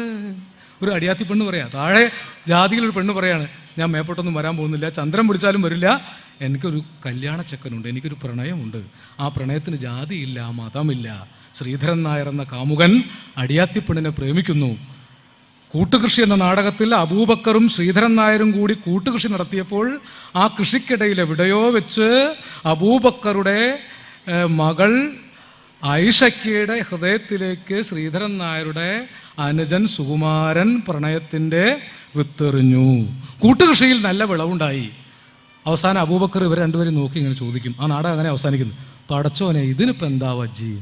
ഈ പ്രണയം ഉണ്ടല്ലോ, അല്ലേ? ഐഷയുടെയും സുകുമാരൻ്റെയും പ്രണയം അത് സാക്ഷാത്കരിക്കാൻ വേണ്ടിയാണ് വാസ്തവത്തിൽ നവോത്ഥാനത്തിൻ്റെ സമരങ്ങൾ മുഴുവൻ നടന്നത്. സാവിത്രിയുടെ കൈപിടിക്കാൻ ചാത്തപ്പുലയനെ പ്രാപ്തനാക്കാൻ വേണ്ടി, ജലം തന്നാൽ പാപമുണ്ടാകുമെന്ന് പറഞ്ഞ ചണ്ടാലത്തിയെ കൊണ്ട് ജാതി ചോദിക്കുന്നില്ല ഞാൻ സോദരി എന്ന് പറയിപ്പിക്കാൻ വേണ്ടി, ഇരുമ്പൻ ഗോവിന്ദൻ നായരെ സുലൈമാനാക്കാൻ വേണ്ടി, അല്ലെങ്കിൽ ഖദീജയെ കൊണ്ട് എൻ്റെ മക്കളും നിങ്ങളുടെ മോനും എൻ്റെ മോനും ഒന്നും അതന്നെയല്ലേ എന്ന് ചോദിപ്പിക്കാൻ വേണ്ടി ഒക്കെയാണ് നമ്മൾ കലയിൽ സാഹിത്യത്തിൽ സമരങ്ങൾ നടത്തിയത്. ഇന്ന് എൻ്റെ പ്രദേശത്ത് കേൾക്കുന്ന ഒരു വാക്ക് ലവ് ജിഹാദ് എന്ന, എനിക്കറിഞ്ഞുകൂടാ എങ്ങനെയാണ് പ്രണയം യുദ്ധമായത്. പ്രണയം യുദ്ധമായിരുന്നില്ലല്ലോ, പ്രണയം സ്നേഹമായിരുന്നു. അത് അടിയാത്തിപ്പെണ്ണിൻ്റെ പ്രേമമാണെങ്കിലും അന്നൊക്കെ ഈ ഭാസ്കരൻ മാഷും വയലാറും ഒക്കെ ചെയ്ത സേവനം ചില്ലറയൊന്നുമല്ല. എള്ളെണ്ണ മണം വീശും എന്നൂടെ മുടിക്കെട്ടിൽ മുല്ലപ്പൂ ചൂടിച്ച വിരുന്നുകാരാ, ധനുമാസം പൂക്കൈത മലർ ചൂടി വരുമ്പോൾ ഞാൻ അങ്ങയെ കിനാവു കണ്ട് കൊതിച്ചിരിക്കും. ഒരു നാട്ടിൻപുറത്തെ ഒരു പെണ്ണിൻ്റെ സ്വപ്നമാണ്.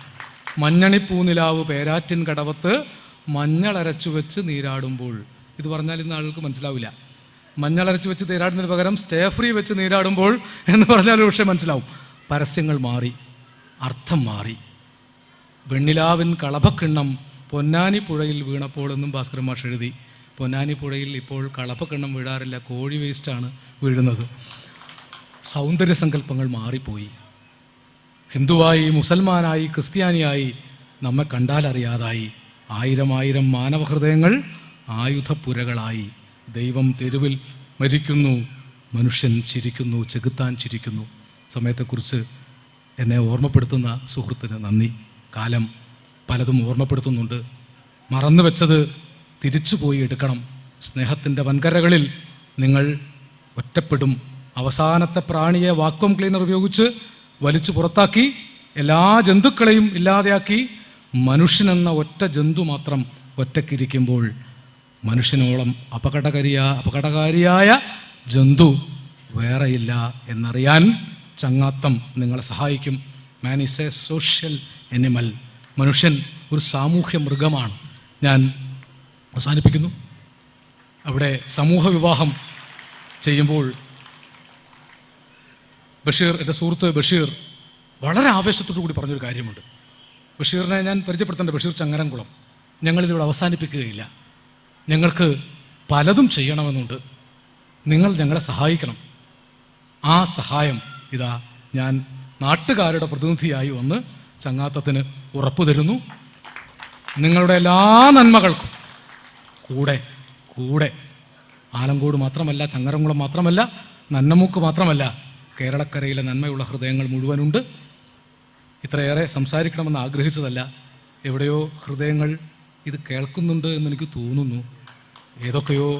ഏതൊക്കെയോ സ്വപ്നങ്ങൾ ബാക്കിയാണ് എന്നെനിക്ക് തോന്നുന്നു.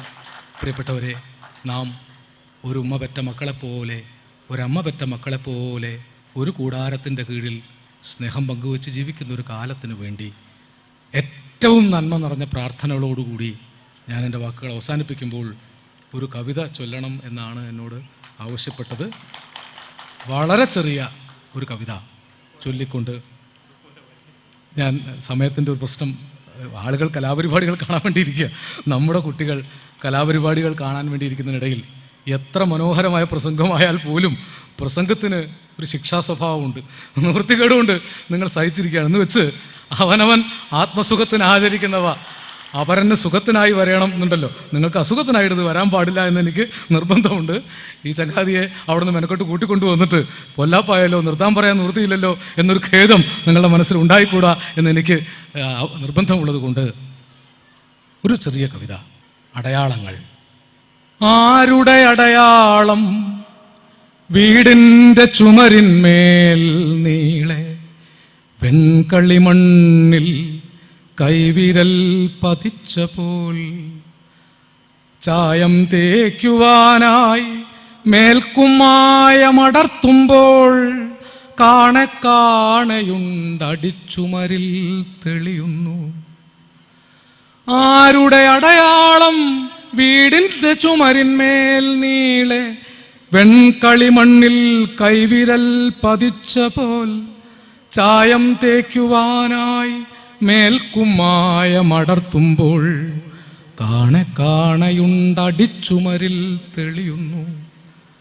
അമ്മ ചൊല്ലുന്നു, പണ്ട് കുമ്മായം വാങ്ങാൻ പോലും പാങ്ങില്ലാത്തൊരു കാലം, വെൺകളി പൂശും നേരം ഉണ്ണിയാം നീയാണെങ്ങും കൈവിരൽ പതിപ്പിച്ചത്.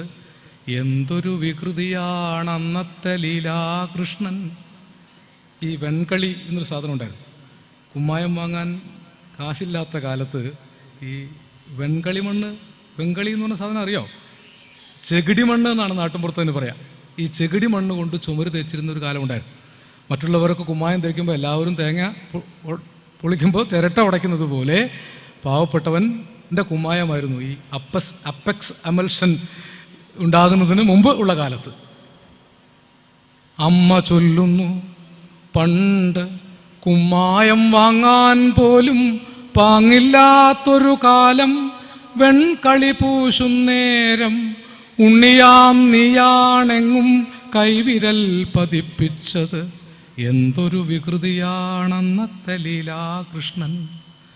മുത്തശ്ശി തിരുത്തുന്നു, അല്ലല്ല മുത്തച്ഛൻ്റെ കയ്യിൻ്റെ വിരലാണതോർക്കുന്നു ഞാനിപ്പോഴും. പ്രാന്തുള്ള കാലത്തൊക്കെ ചുമരിൽ കയ്യും വെച്ച് പ്രാഞ്ചി അങ്ങനെ നടക്കും രാവാവോളം. മുത്തശ്ശി തിരുത്തുന്നു, അല്ലല്ല മുത്തച്ഛൻ്റെ കയ്യിൻ്റെ വിരലാണ് അതോർക്കുന്നു ഞാനിപ്പോഴും. പ്രാന്തുള്ള കാലത്തൊക്കെ ചുമരിൽ കയ്യും വെച്ച് പ്രാഞ്ചി അങ്ങനെ നടക്കും രാവാവോളം.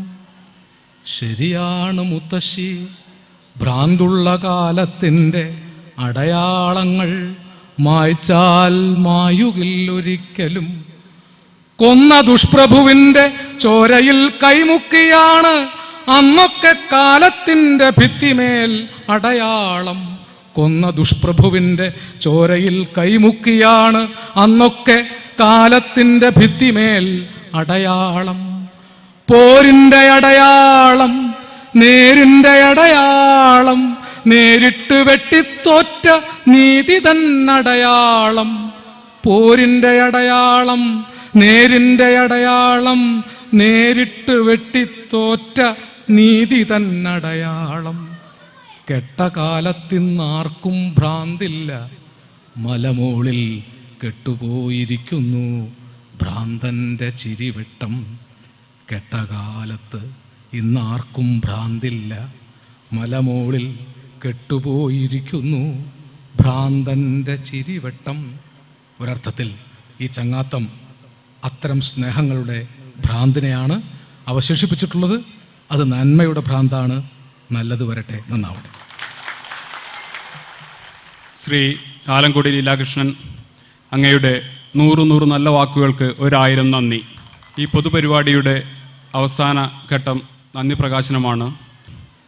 നന്ദി പ്രകാശനത്തിന് വേണ്ടി ചങ്ങാത്തം ചങ്ങരംകുളത്തിൻ്റെ പ്രസ് സെക്രട്ടറി ശ്രീ അഷ്റഫ് പന്താവൂരിനെ ഞാൻ ക്ഷണിച്ചുകൊള്ളുന്നു. പ്രിയപ്പെട്ട സുഹൃത്തുക്കളെ, നന്ദി പ്രസംഗം അധിക പ്രസംഗമാക്കാതെ ഞാൻ അവസാനിപ്പിക്കാം. തൻ്റെ വാക്കുകൾ കൊണ്ട് ചങ്ങരംകുളത്തിൻ്റെ ഗൃഹാതുരതയിലേക്കും കേരളത്തിൻ്റെ പൊതുനന്മയിലേക്കും നമ്മെ കൂട്ടിക്കൊണ്ടുപോയ ശ്രീ ആലങ്കോട് ലീലാകൃഷ്ണന് ഇവിടെ കൂടിയ നിങ്ങൾ ഓരോരുത്തരുടെയും പേരിൽ ഞാൻ ഹൃദയം നിറഞ്ഞ നന്ദി പ്രകാശിപ്പിച്ചുകൊള്ളുന്നു. അദ്ദേഹത്തിൻ്റെ പ്രഭാഷണത്തിന് മുമ്പ് വേദിയിൽ ഉപവിഷ്ടരായ ഈ വേദിയെ